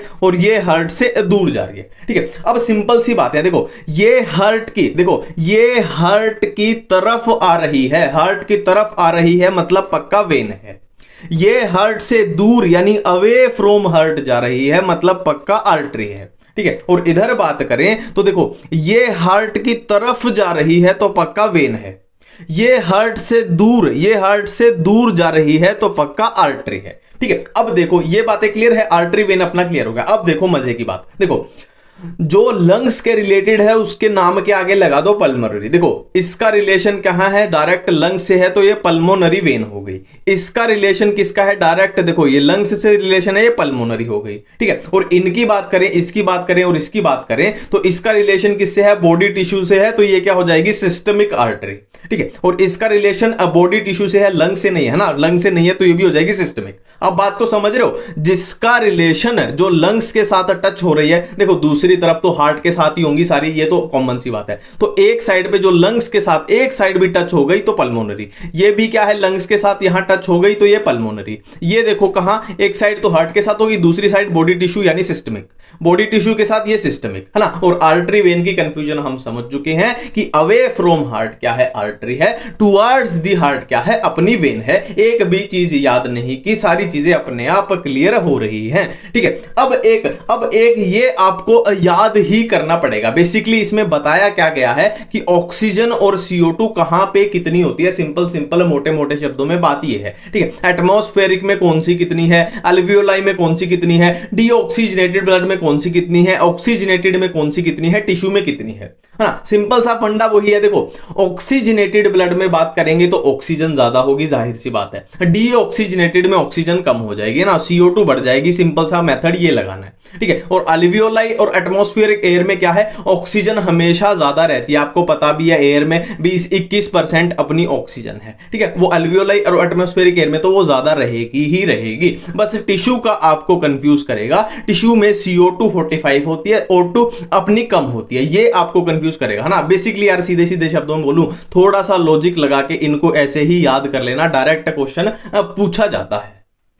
अब नेक्स्ट देखो हमने इंस्पायरेशन और एक्सपायरेशन में क्या किया था। देखो बहुत सिंपल बेसिक तरीके से जो अब तक किया है उसी को बस रिवाइज करना है। देखो एयर कहां से, एयर यानी ऑक्सीजन मान के चलो, ऑक्सीजन क्या है, अपनी अंदर आ रही है, ऑक्सीजन अंदर आ रही है, ठीक है। पहले कहां आएगी, नोस्ट्रिल में आएगी, फिर कहां फेरिंग्स में आएगी, फिर कहां लैरिंग्स में आएगी, फिर कहां जाएगी, ट्रेकिया में जाएगी, फिर क्या अपनी वो आई थी जो ब्रोंकियाई आई थी, ब्रोंकियोल्स आए थे, फिर क्या आया था अपना अल्वियोलाई आई थी, फिर अपनी अल्वियोलाई, ठीक है। अब यहां पे क्या है, अपनी ऑक्सीजन है। अब ऑक्सीजन को हमें कहां पहुंचाना है, बॉडी की एक एक सेल के पास पहुंचाना है। तो बॉडी की एक एक सेल के पास ऑक्सीजन पहुंचाने के लिए हमने क्या किया था कि हम ऑक्सीजन को ब्लड, ये है क्या है, ब्लड कैपिलरी है, ये ब्लड कैपिलरी, हमने क्या किया था कि पूरी बॉडी में ऑक्सीजन पहुंचानी है। तो हम सिंपली क्या करते हैं, उस ऑक्सीजन को कहां, ब्लड में मिला देते हैं। और ब्लड क्या है, पूरी बॉडी में फैल जाएगा, ब्लड पूरी बॉडी में फैल जाएगा। तो वो ऑटोमेटिकली क्या है, वो ऑक्सीजन बॉडी में पूरी सेल्स के पास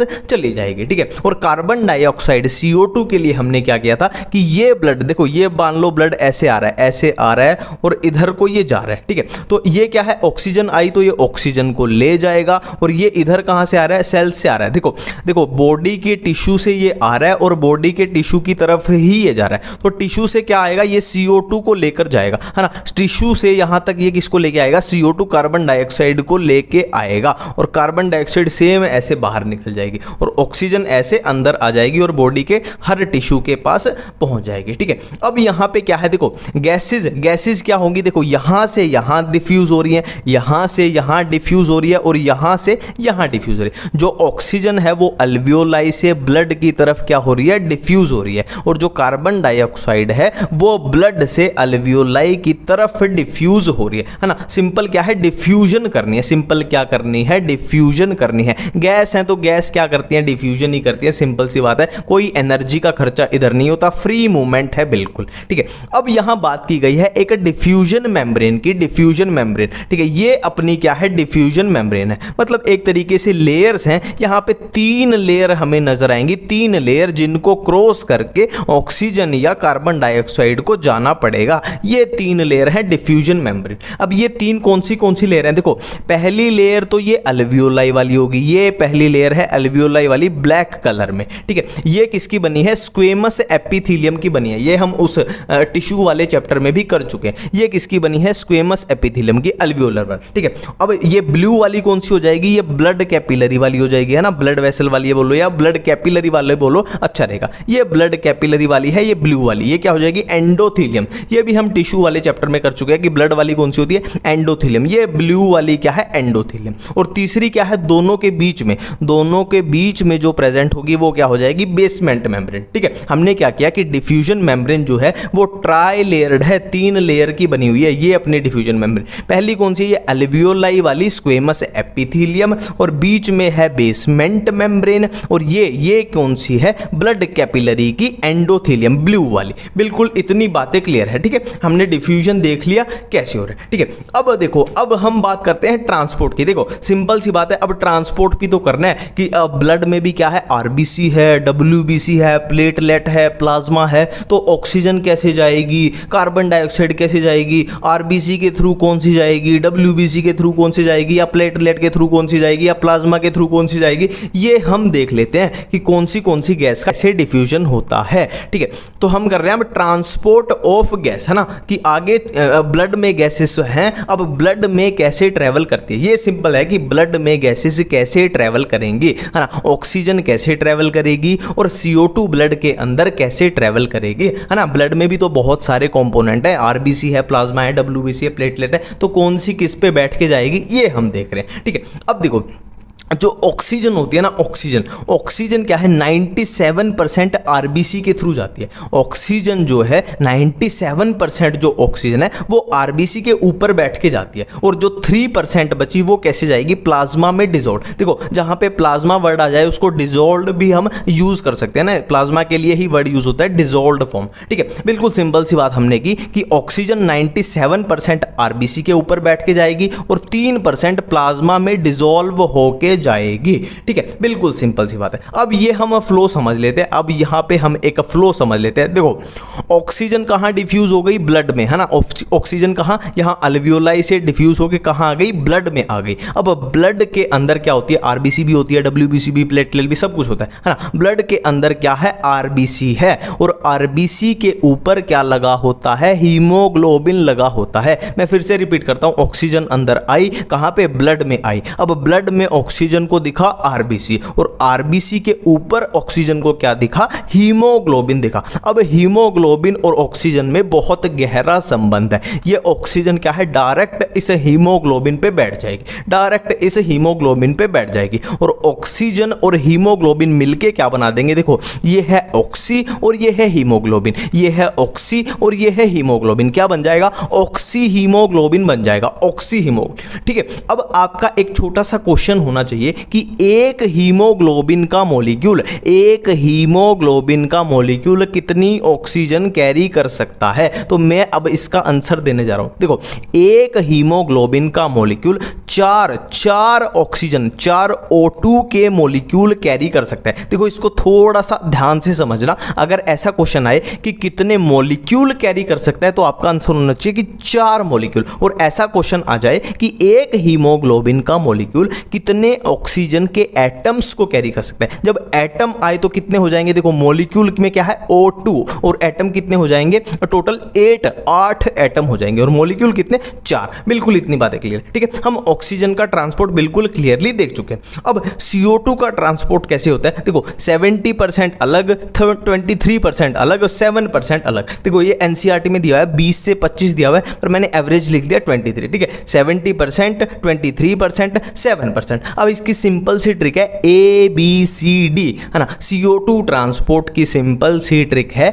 ABCD, है ना। अब ये A में A को हम बिल्कुल भुला देते हैं, A को हम यहां पे भुला देते हैं। BCD क्या है, B से है बाइकार्बोनेट, C से है कार्ब हीमोग्लोबिन, और D से है डिजोल्व। ठीक है, 70% होगी बाइकार्बोनेट से, 23% होगी कार्ब अमीनो हीमोग्लोबिन से, और 7% होगी डिजोल्व फॉर्म में, 7% होगी डिजोल्व फॉर्म में। ठीक है, अब इसका थोड़ा सा मजेदार इसकी प्रोसेस होती है कि इससे कैसे हुई, इससे कैसे हुई, इससे कैसे हुई, और NCERT में थोड़ा सा दिया भी है, तो उसको हम थोड़ा डिटेल में देख लेते हैं। देखो ये कोई टिश्यू है, ठीक है, बॉडी का कोई भी टिश्यू मान सकते हैं। अब टिश्यू क्या करता है, टिश्यू हमें कॉमन सेंस है, हमें पता है ऑक्सीजन की कंजम्पशन, ऑक्सीजन को लेगा और CO2 को रिलीज कर देगा। टिश्यू क्या करेगा, ऑक्सीजन का यूज करेगा और CO2 को रिलीज कर देगा। अब देखो ये जो CO2 निकली, इसकी ट्रांसपोर्ट कैसे कैसे होगी, 70% ऐसे होगी, 23% ऐसे होगी, और 7% ऐसे होगी, है ना। ठीक है, तो इसी के अकॉर्डिंग इसको डिवाइड कर देते हैं, टोटल CO2 को हम डिवाइड कर देते हैं कि 70%, 23%, 7%। ठीक है, अब देखते हैं इसकी ट्रांसपोर्ट कैसे होती है। अब यहां पे इस टिश्यू के पास ये है ब्लड वेसल। टिश्यू के पास ये है एक ब्लड वेसल, और ब्लड वेसल में क्या होता है, ब्लड होगा, सिंपल सी बात है। और ब्लड में क्या क्या होता है, मान लो ये है WBC, ये है प्लेटलेट, और यहां पे मैं RBC बना लेता हूं, ये मैं RBC बना लेता हूं, जिसका इस वीडियो में हमें बहुत काम होने वाला है, ठीक है। और ये बाहर क्या होगा, ये बाहर पूरा क्या है, ये है अपना प्लाज्मा, ये है बाहर अपना, ये इधर इधर इधर पूरा प्लाज्मा, ठीक है। अब देखो इसको उठाते हैं पूरा, देखो 7% हो रही थी डिजोल्व फॉर्म में, डिजोल्व फॉर्म में मतलब जो ये 7% है ये डायरेक्ट डिजोल्व हो जाएगी प्लाज्मा में, ऐसे आएगी और डायरेक्ट डिजोल्व होगी प्लाज्मा में, ठीक है। इसको अभी होल्ड पे रख दो। अब इसका काम करते हैं, देखो ये 70% जो CO2 है ये अंदर आ जाएगी, ये 70% CO2 अंदर आ गई, ठीक है। अब ये अंदर आके क्या करेगी, ये वाटर के साथ रिएक्ट कर देगी, ये वाटर के साथ रिएक्ट कर देगी, और कौन से एंजाइम की प्रेजेंस में करेगी, कार्बोनिक एनहाइड्रेज एंजाइम की प्रेजेंट में। तो H2O एंड CO2 की जब रिएक्शन होगी तो क्या बनेगा, H2CO3, तो क्या बनेगा H2CO3 कार्बोनिक एसिड। अब ये कार्बोनिक एसिड जब डिसोसिएट होगा, एसिड है तो H+ छोड़ देगा, ठीक है। तो ये क्या करेगा, HCO3 माइनस प्लस H+ में डिसोसिएट हो जाएगा, ठीक है। अब ये जो HCO3 माइनस बना, इसको हम बोलते हैं बायकार्बोनेट आयन, इसको हम बोलते हैं बायकार्बोनेट आयन। 70% यहां कैसे आई, अब पता चल गया। अब क्या होगा, ये बायकार्बोनेट आयन RBC के बाहर निकल जाएगा, कहां, प्लाज्मा में, RBC के बाहर निकल जाएगा, ये निकल गया प्लाज्मा में, क्लियर है। अब देखो एक नेगेटिव चार्ज RBC से बाहर जा चुका है प्लाज्मा में। अब इसको नेगेटिव चार्ज को बैलेंस करने के लिए एक नेगेटिव चार्ज को अंदर भेजना पड़ेगा, और वो कहां से आएगा, देखो प्लाज्मा में सोल्ट प्रेजेंट होता है NaCl, तो NaCl ब्रेक हो जाएगा Na पॉजिटिव Cl नेगेटिव, तो Cl नेगेटिव अंदर चला जाएगा और इस नेगेटिव चार्ज को बैलेंस कर देगा, और इसी को हम बोलते हैं क्लोराइड शिफ्ट। अब देखो ये है नेगेटिव, ये है पॉजिटिव, इन दोनों में हुई अट्रैक्शन और ये अट्रैक्ट करके, और ये क्या बना देंगे, NaHCO3। अब ये बन चुका है यहां पे, क्लियर है, ठीक है। इधर वाला अपना क्लियर हो गया। अब इसको पकड़ते हैं, यहां पे क्या बचा, देखो ये है H पॉजिटिव, ये है H पॉजिटिव, कहां पे है, ये RBC के अंदर, और हमें पता है कि RBC में क्या होता है, हीमोग्लोबिन होता है। तो ये H पॉजिटिव इस हीमोग्लोबिन के साथ बाइंड करके क्या बना देगा, ये बना देगा, ठीक। पोटेशियम का वो याद मत रखना, कंफ्यूज करेगा फालतू का, यही ऐसे ही याद रखना, सिंपल है, ठीक है। ये बना देगा। अब यहां पे क्या आएगा, NH2 आएगा, अमीन ग्रुप आएगा, ठीक है। अब क्या आएगा, ये जो 23% जो अपने होल्ड पे रखी थी, ये इनके साथ यहां बाइंड कर जाएगी, ये इनके साथ यहां बाइंड कर जाएगी। अब देखो नाम इसका बिल्कुल भी याद नहीं करना है, कॉमन सेंस है। देखो ये कार्बन है मतलब कार्ब, ये अमीन ग्रुप है मतलब अमीनो, ये हीमोग्लोबिन है मतलब हीमोग्लोबिन, कार्ब अमीनो हीमोग्लोबिन। यहां क्या बन गई, अब कार्ब अमीनो हीमोग्लोबिन। अब देखो यहां पे कार्ब अमीनो हीमोग्लोबिन से 23% ट्रांसपोर्ट हो रही थी, ये 23% इसमें फंसी हुई है, ठीक है। 70% जो अपनी CO2 है वो है NaHCO3 में, 23% जो है वो है कार्ब अमीनो हीमोग्लोबिन में, और 7% डायरेक्ट प्लाज्मा में डिसॉल्व है, ठीक है। अब ये है ब्लड, तो ब्लड है तो ये तो फ्लो करेगा, ये तो बहेगा, ठीक है। ये ब्लड है, ये तो फ्लो करेगा, तो ये फ्लो करके कहां जाएगा, फ्लो करके जाएगा लंग्स में, फ्लो करके जाएगा लंग्स में, ठीक है। लंग्स मतलब ये मैंने अल्वियोलाई ड्रॉ कर दी, ये मैंने अल्वियोलाई ड्रॉ कर दी, और अल्वियोलाई में हमें कॉमन सेंस की बात पता है कि अल्वियोलाई में ऑक्सीजन होगी ज्यादा और CO2 होगी कम, ठीक है। और अंदर यहां पे इसके ठीक ऑपोजिट कंडीशन है, ऑक्सीजन है कम और CO2 देखो कितनी भरी पड़ी है, इसमें भी है, इसमें भी है, यहां पे भी है, CO2 है ज्यादा। तो अब होगी सिंपल क्या, डिफ्यूजन। डिफ्यूजन में क्या होगा, ज्यादा से कम की तरफ चीजें जाएंगी, है ना। गैस है तो ज्यादा से कम की तरफ जाएंगी। यहां ऑक्सीजन ज्यादा है अल्वियोलाई में, तो अल्वियोलाई से अंदर जाएगी ऑक्सीजन, जिसको हम सिंपली क्या है, इंस्पिरेशन बोल देते हैं। और अंदर क्या है, अब देखो ये NaHCO3 में ये CO2 अपनी फंसी पड़ी है, तो बिल्कुल जैसे जैसे रिएक्शन करिए ऑपोजिट स्टेप लगा दो, ऑपोजिट स्टेप लगा के हम यहां पे पहुंच जाएंगे और ये CO2 बाहर आ जाएगी। कार्ब अमीनो हीमोग्लोबिन जैसे जैसे बनाया पूरा ऑपोजिट स्टेप लगा दो, और यहां पे ये CO2 मिलेगी, वो बाहर आ जाएगी, और ये प्लाज्मा में डिसॉल्व थी, ये डायरेक्ट ऐसे बाहर आ जाएगी। बिल्कुल क्लियर है, CO2 बाहर निकल जाएगी, उसको हम बोल देंगे एक्सपायरेशन, ठीक है। अब एक यहां पे आता है हेल्डेन इफेक्ट।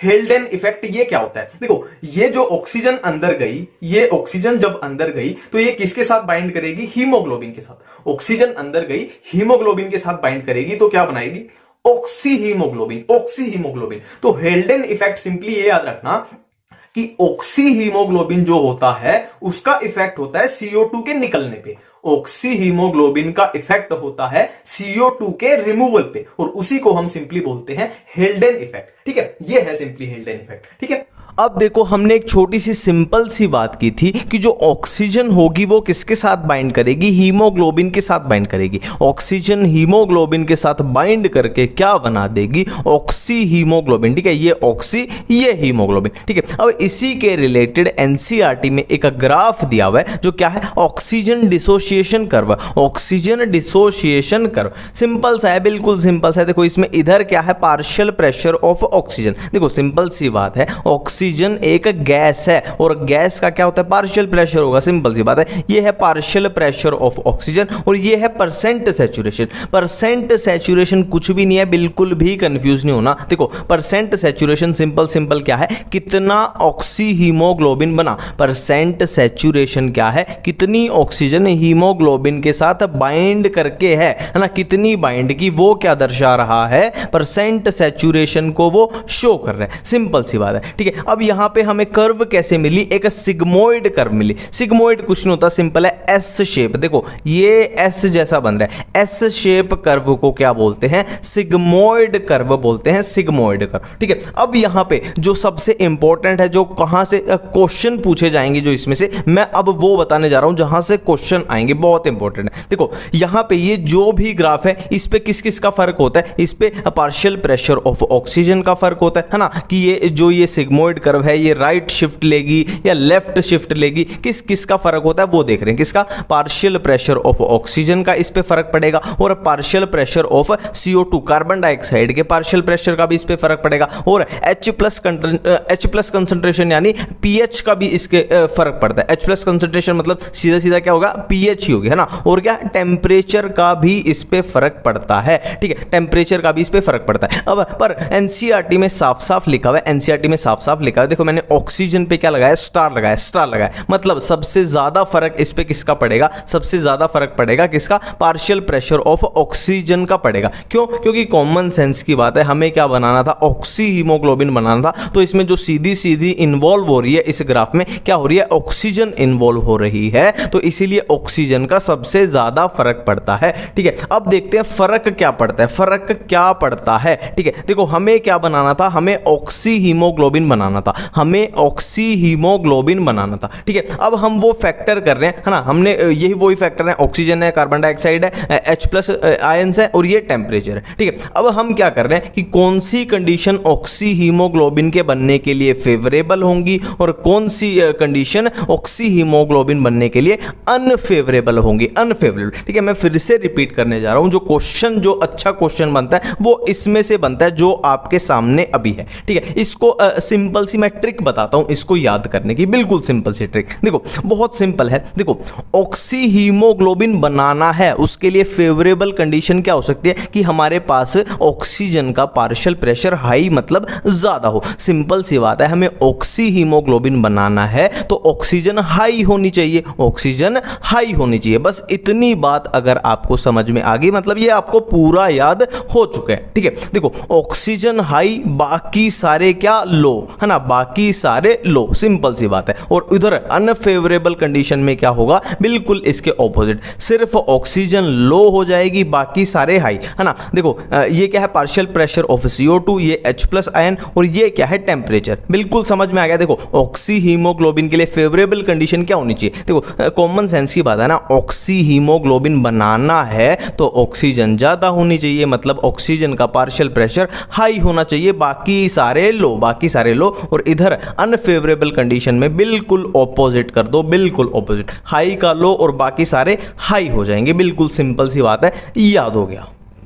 अब देखो हमने क्या कर लिया, ट्रांसपोर्ट गैसेस का देख लिया। अब ये दो लाइंस है ना, ये एनसीईआरटी में लिखी हुई है, ये पक्का आपको कंफ्यूज करेंगे। देखो इसमें क्या लिखा हुआ है, every 100 ml of oxygenated blood क्या करता है, ये 5 ml ऑक्सीजन प्रोवाइड करता है किसको, टिश्यू को, है ना। बिल्कुल सिंपल सी बात है। उधर इधर क्या है, every 100 ml of D oxygenated blood क्या है, 4 ml ऑफ CO2 प्रोवाइड करेगा किसको, अल्वियोलाई को। देखो सिंपल सी बात है, यहां पे कुछ रटने लायक नहीं है। देखो ऑक्सीजनेटेड ब्लड है तो क्या प्रोवाइड करेगा, ऑक्सीजन ही प्रोवाइड करेगा, है ना। और ऑक्सीजन हमें कहाँ पहुंचानी है, टिश्यू के पास पहुंचानी है ना, उसको यूज करनी है ना सेल्स को, सिंपल सी बात है। और यहाँ देखो डीऑक्सीजनेटेड ब्लड है, मतलब उसमें क्या है, कार्बन डाइऑक्साइड है ना, उसमें ऑक्सीजन नहीं है। डीऑक्सीजनेटेड में क्या है, कार्बन डाइऑक्साइड है। और कार्बन डाइऑक्साइड हमें कहाँ निकालनी है, बाहर निकालनी है। तो बाहर कैसे निकालेंगे, पहले अल्वियोलाई में और फिर बाहर, बिल्कुल सिंपल सी बात है। बस याद क्या रखना है कि ये 5 ml थी और ये 4 ml, है ना। ऑक्सीजन क्या थी 5 ml और CO2 क्या थी 4 ml। और इसको भी याद थोड़ा ऐसे रख लेना, देखो ऑक्सीजन हमें ज़्यादा से ज़्यादा चाहिए, है ना। ऑक्सीजन हमारी क्या है, फेवरेट है, फेवरेबल है, तो ऑक्सीजन हमें ज़्यादा चाहिए और गंदी चीज़, हार्मफुल चीज़ हमें कम चाहिए,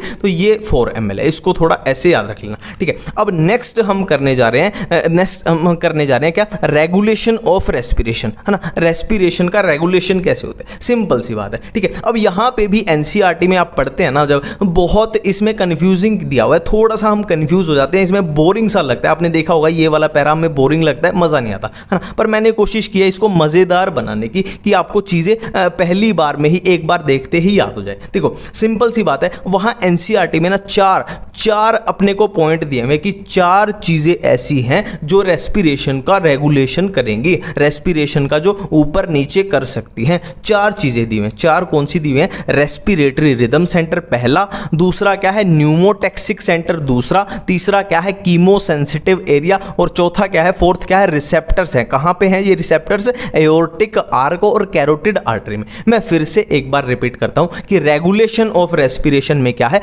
4 ऐसी चीजें दी हुई हैं जो रेस्पिरेशन के साथ छेड़छाड़ कर सकती हैं, है ना। रेस्पिरेशन को बढ़ा सकती हैं, इंस्पायरेशन को बढ़ा सकती हैं, घटा सकती हैं, ऊपर नीचे कर सकती हैं। कौन सी, रेस्पिरेटरी रिदम सेंटर, और कौन से, न्यूमोटैक्सिक सेंटर, और को है कीमो सेंसिटिव एरिया, और कौन से रिसेप्टर्स हैं। रिसेप्टर्स कहां पे लगे हुए, aortic arch and carotid artery, 4 हैं, ठीक है। अब बेसिकली हमें करना क्या है, देखो एनसीईआरटी की एक लाइन आपकी ऑटोमेटिकली कवर हो जाएगी इस मेथड से इसको करना। देखो सिंपल सी बात है, ये अपने पास 4 हैं, तो 4 में से हमने क्या किया, रेस्पिरेटरी रिदम सेंटर को क्या बना दिया, मुखिया बना दिया, प्रधान बना दिया, सरपंच बना दिया, ठीक है। चारों में से हमने क्या किया कि रेस्पिरेटरी रिदम सेंटर को क्या बना दिया, मुखिया बना दिया, प्रधान बना दिया, ठीक है। अब देखो, अब जो भी बॉडी में चेंजेस आएंगी उनको डिटेक्ट कौन करेंगे, ये तीनों करेंगे, है ना। ये नॉर्मल है, ये नॉर्मल लोग हैं, गांव के लोग हैं, ये क्या करेंगे, ये डिटेक्ट करेंगे, और ये डिटेक्ट कर करके किसको बताएंगे, रेस्पिरेटरी रिदम सेंटर को बताएंगे कि भाई ये गड़बड़ हो रही है बॉडी में, तुम रेस्पिरेशन बढ़ाओ या रेस्पिरेशन घटाओ, है ना। फिर ये आगे अपना क्या करेगा, आगे अपना काम करेगा, ठीक है, बिल्कुल ठीक है ना। ये अपना मुखिया ये क्या करेगा, सिर्फ ऑर्डर सुनाएगा, हाँ भाई रेस्पिरेशन बढ़ा दो, हाँ भाई रेस्पिरेशन घटा दो, और इसको बताएगा कौन कि करना क्या है ना, बताएगा कौन, ये तीनों बताएंगे। ये पूरी बॉडी में घूमते रहेंगे एक तरीके से, ये बताएंगे, ठीक है, बिल्कुल सिंपल। ऐसे घूमते नहीं है पर मैं वैसे एग्जांपल से बता रहा हूं, ठीक है। तो अभी तक हमने क्या किया, प्राइमरीली ये एनसीईआरटी में एक वर्ड लिखा हुआ है कि रेस्पिरेशन की रेगुलेशन में जो प्राइमरीली जो रिस्पॉन्सिबल है ना, प्राइमरीली वो क्या है, रेस्पिरेटरी रिदम सेंटर है, रेस्पिरेटरी रिदम सेंटर, ठीक है। और क्या यहां पे याद करने लायक बात है कि रेस्पिरेटरी रिदम सेंटर कहां पे प्रेजेंट होता है, मेड्यूला ऑब्लोंगेटा, मेड्यूला में प्रेजेंट होता है। और दूसरी याद करने लायक इसमें बात हमें नजर आ रही है कि न्यूमोटैक्सिक सेंटर कहां प्रेजेंट होता है, पोन्स में प्रेजेंट होता है, पोन्स में। ये आपको कंफ्यूज पक्का हो जाएगा, आप इंटरमिक्स कर दोगे। तो इसकी एक सिंपल सी ट्रिक है कि P for pneumotaxic, P for pons, P for pneumotaxic और P फॉर पोन्स, बिल्कुल ठीक है। और यहाँ पे एक तीसरी याद करने लायक बात है कि जो ये रिसेप्टर है ये कहाँ पे प्रेजेंट है, aortic arch and carotid artery, aortic arch and carotid artery में ये रिसेप्टर प्रेजेंट है। इतनी बातें क्लियर है, ठीक है। अब देखो, अब यहाँ पे एक और मजेदार बात है जो एनसीईआरटी में लिखी है। देखो ये न्यूमोटैक्सिक सेंटर जो है ये क्या करता है, देखो न्यूमोटैक्सिक सेंटर के बारे में एनसीईआरटी में क्या लिखा हुआ है, can moderate the function of respiratory rhythm centre, है ना। मतलब इसके फंक्शन को ये मॉडरेट कर सकते हैं, है ना। कुल मिला के ये इसी के रिलेटेड है ना, मुखिया को ही बोलेगा, मुखिया के ही लेना देना है इसका, ठीक है। अब इन दोनों के बारे में, इसका काम हो गया अपना। इन दोनों के बारे में हमें क्या याद रखना है, ये क्या करते हैं, ये हाईली सेंसिटिव होते हैं, किसके, CO2 के और H+ आयंस के। ये हाईली सेंसिटिव होते हैं CO2 और H+ आयन के। देखो इसकी एक सिंपल सी मैं आपको एक फंडा बता देता हूं। देखो हमें जो रेस्पिरेशन में काम आने वाले हैं ना, क्या काम आने वाला है, ऑक्सीजन काम आने वाली है, है, CO2 काम आने वाली है, और एक चीज याद रखना H+ आयन काम आने वाले, ठीक है। हमें रेस्पिरेशन में क्या है, CO2 ऑक्सीजन H+, ठीक है। अब जो रेस्पिरेशन की रेगुलेशन होती है ना, रेगुलेशन जो ये हम कर रहे हैं रेगुलेशन, इसमें CO2 और H+ का सिग्निफिकेंट रोल होता है ना। मतलब जो ऊपर नीचे होगा, जो चेंजेस होंगे, जो बदलाव होंगे, वो इनकी वजह से होंगे, इनकी CO2 और H+ आयन की वजह से। O2 ऑक्सीजन का इनसिग्निफिकेंट रोल होता है, मतलब कोई खास रोल नहीं होता। एनसीईआरटी में साफ साफ लिखा हुआ है कि रेस्पिरेशन की रेगुलेशन में ऑक्सीजन का इनसिग्निफिकेंट रोल होता है। सिग्निफिकेंट रोल किसका है, CO2 कार्बन डाइऑक्साइड और H+ का। मतलब क्या है, मतलब क्या है कि इन दोनों को फर्क किससे पड़ेगा, इन दोनों को फर्क इन दोनों से पड़ेगा, क्योंकि सिग्निफिकेंट रोल इनका है, ठीक है। तो ये क्या है, हाईली सेंसिटिव है, कीमोसेंसिटिव एरिया, और रिसेप्टर जो है इसमें एओर्टिक और कैरोटिड आर्टरी में, वो हाईली सेंसिटिव है किसके, CO2 और H+ आयन पे, है ना। मतलब ये CO2 बढ़ेगी या घटेगी, या H+ आयन बॉडी में बढ़ गए या घट गए, तो उसके अनुसार क्या है, ये सिग्नल भेज के इसको बता देंगे कि हाँ भाई CO2 बढ़ रही है, तुम कुछ चेंजेस लाओ, तुम कुछ ऑर्डर सुनाओ। तो ये क्या करेगा फिर, रेस्पिरेशन बढ़ा देगा या घटा देगा, वो इसकी मर्जी है ना, जैसा भी बॉडी के लिए फेवरेबल होगा ना। ये भी क्या करेगा कि CO2 या H+ बढ़ घट गए, तो ये जल्दी से इसको बताएगा सिग्नल देके कि भाई ऐसा ऐसा हो रहा है बॉडी में और तुम कुछ करो। तो ये क्या करेगा फिर, अपने अनुसार जो भी इसको बॉडी के लिए फेवरेबल लगेगा वो ये आगे कर देगा, ठीक है। इतनी सिंपल सी बात है, ठीक है। अब नेक्स्ट हम करने वाले हैं क्या, रेस्पिरेटरी डिसऑर्डर्स। नेक्स्ट हम करने वाले हैं रेस्पिरेटरी डिसऑर्डर। जैसे मैं कराऊंगा वैसे ही वैसे करने हैं, पूरा एक एक लाइन एनसीईआरटी की कवर हो जाएगी। जैसे मैं कराऊंगा वैसे वैसे करेंगे, एनसीईआरटी का एक एक वर्ड याद हो जाएगा। तो सबसे पहले क्या है, अस्थमा। अस्थमा में 3 ही वर्ड याद रखने हैं अपने को, क्या, डिफिकल्टी इन ब्रीदिंग। देखो सिंपल सी बात है, रेस्पिरेशन का डिसऑर्डर है तो ब्रीदिंग यानी सांस लेने में दिक्कत होगी, इसमें कुछ याद नहीं किया। और क्या है, वीजिंग होगी, इसमें क्या होती है, वीजिंग होती है। और जो सबसे हिट पॉइंट, जो इसका सबसे मेन क्वेश्चन बनता है वो क्या है कि अस्थमा के अंदर ब्रोंकियाई एंड ब्रोंकियोल्स में क्या हो जाती है, इन्फ्लामेशन। मैं फिर से रिपीट कर रहा हूं, अस्थमा का क्वेश्चन जो बनेगा मोस्ट प्रोबेबली यहां से बनेगा कि अस्थमा में क्या होता है, इन्फ्लामेशन। इन्फ्लामेशन हो जाती है किसमें, ब्रोंकियाई और ब्रोंकियोल्स में। अस्थमा अपना क्लियर है, इससे ज्यादा एक भी वर्ड एनसीईआरटी में अपना है ही नहीं, ठीक है। नेक्स्ट है एम्फाइसीमा। एम्फाइसीमा की मैं पहले भी अपनी वीडियोस में बता चुका हूं, सिंपल सी ट्रिक है, एनसीईआरटी का एक एक वर्ड कवर हो जाएगा। देखो सिंपल से, देखो जो सीमा थी ना, सीमा एक लड़की का नाम है, सीमा एक लड़की का नाम है सीमा, और सीमा बहुत ज़्यादा सिगरेट पीती थी। सीमा बहुत ज़्यादा सिगरेट पीती थी, बिल्कुल सिंपल सी बात है। अब बहुत ज़्यादा सिगरेट पी गई तो उसको क्या हो गया, थोड़े थोड़े नशे हो जाते थे, ठीक है। बहुत ज़्यादा सिगरेट पिएगी तो थोड़ा थोड़ा सा उसको चक्कर सा आने लग जाता था। तो चक्कर आया तो उसने क्या किया, गाड़ी चला रही थी, गाड़ी कहाँ, दीवार में ठोक दी। गाड़ी दीवार में ठोक दी, तो गाड़ी को दीवार में ठोकेगी तो गाड़ी, वो दीवार क्या हो जाएगी, दीवार अपनी डैमेज हो जाएगी, दीवार अपनी डैमेज हो जाएगी, ठीक है। अब देखो सिंपल सी बात है, एम्फाइसीमा, एम्फाइसीमा का मेजर कोज क्या है, मेजर कोज है इसका सिगरेट स्मोकिंग। मेजर कोज है सिगरेट स्मोकिंग। अब इसमें होता है क्या, एल्वियोलर वॉल्स गेट डैमेज, है ना। दीवार टूट गई थी ना, गाड़ी की टक्कर लगी थी जब दीवार टूट गई थी, तो वॉल्स गेट डैमेज। अब दीवारें टूट जाएंगी तो दीवार का जो प्रॉपर सरफेस एरिया था वो क्या होगा, डिक्रीज हो जाएगा ना। वॉल, दीवारें जब टूट गई तो सरफेस एरिया क्या है, डिक्रीज हो गया, ठीक है। और ये कैसा होता है, क्रोनिक डिसऑर्डर होता है, क्रोनिक, है ना। क्रोनिक का मतलब क्या होता है, लंबे समय वाला। एक्यूट होता है कि इंस्टेंट, मान लो आपको आज ही बुखार हो गया, कल उतर गया, है ना। और क्रोनिक होता है लंबे समय वाली बीमारी, ठीक है।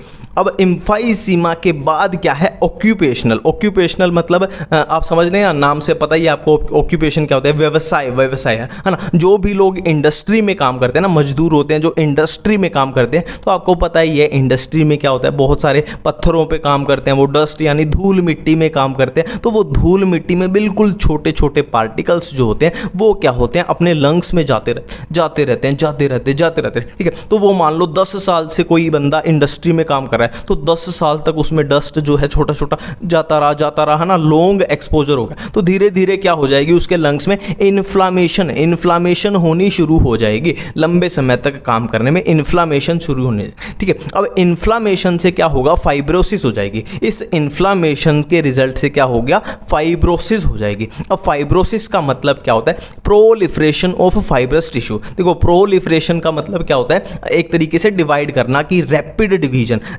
डिवीजन होगी फाइब्रस टिश्यू की। ठीक है, इतनी सी बातें थी इस चैप्टर में, बिल्कुल सिंपल तरीके से हमने कवर कर लिया। ठीक है, मिलते हैं नए वीडियो में नए चैप्टर के साथ। Thank you.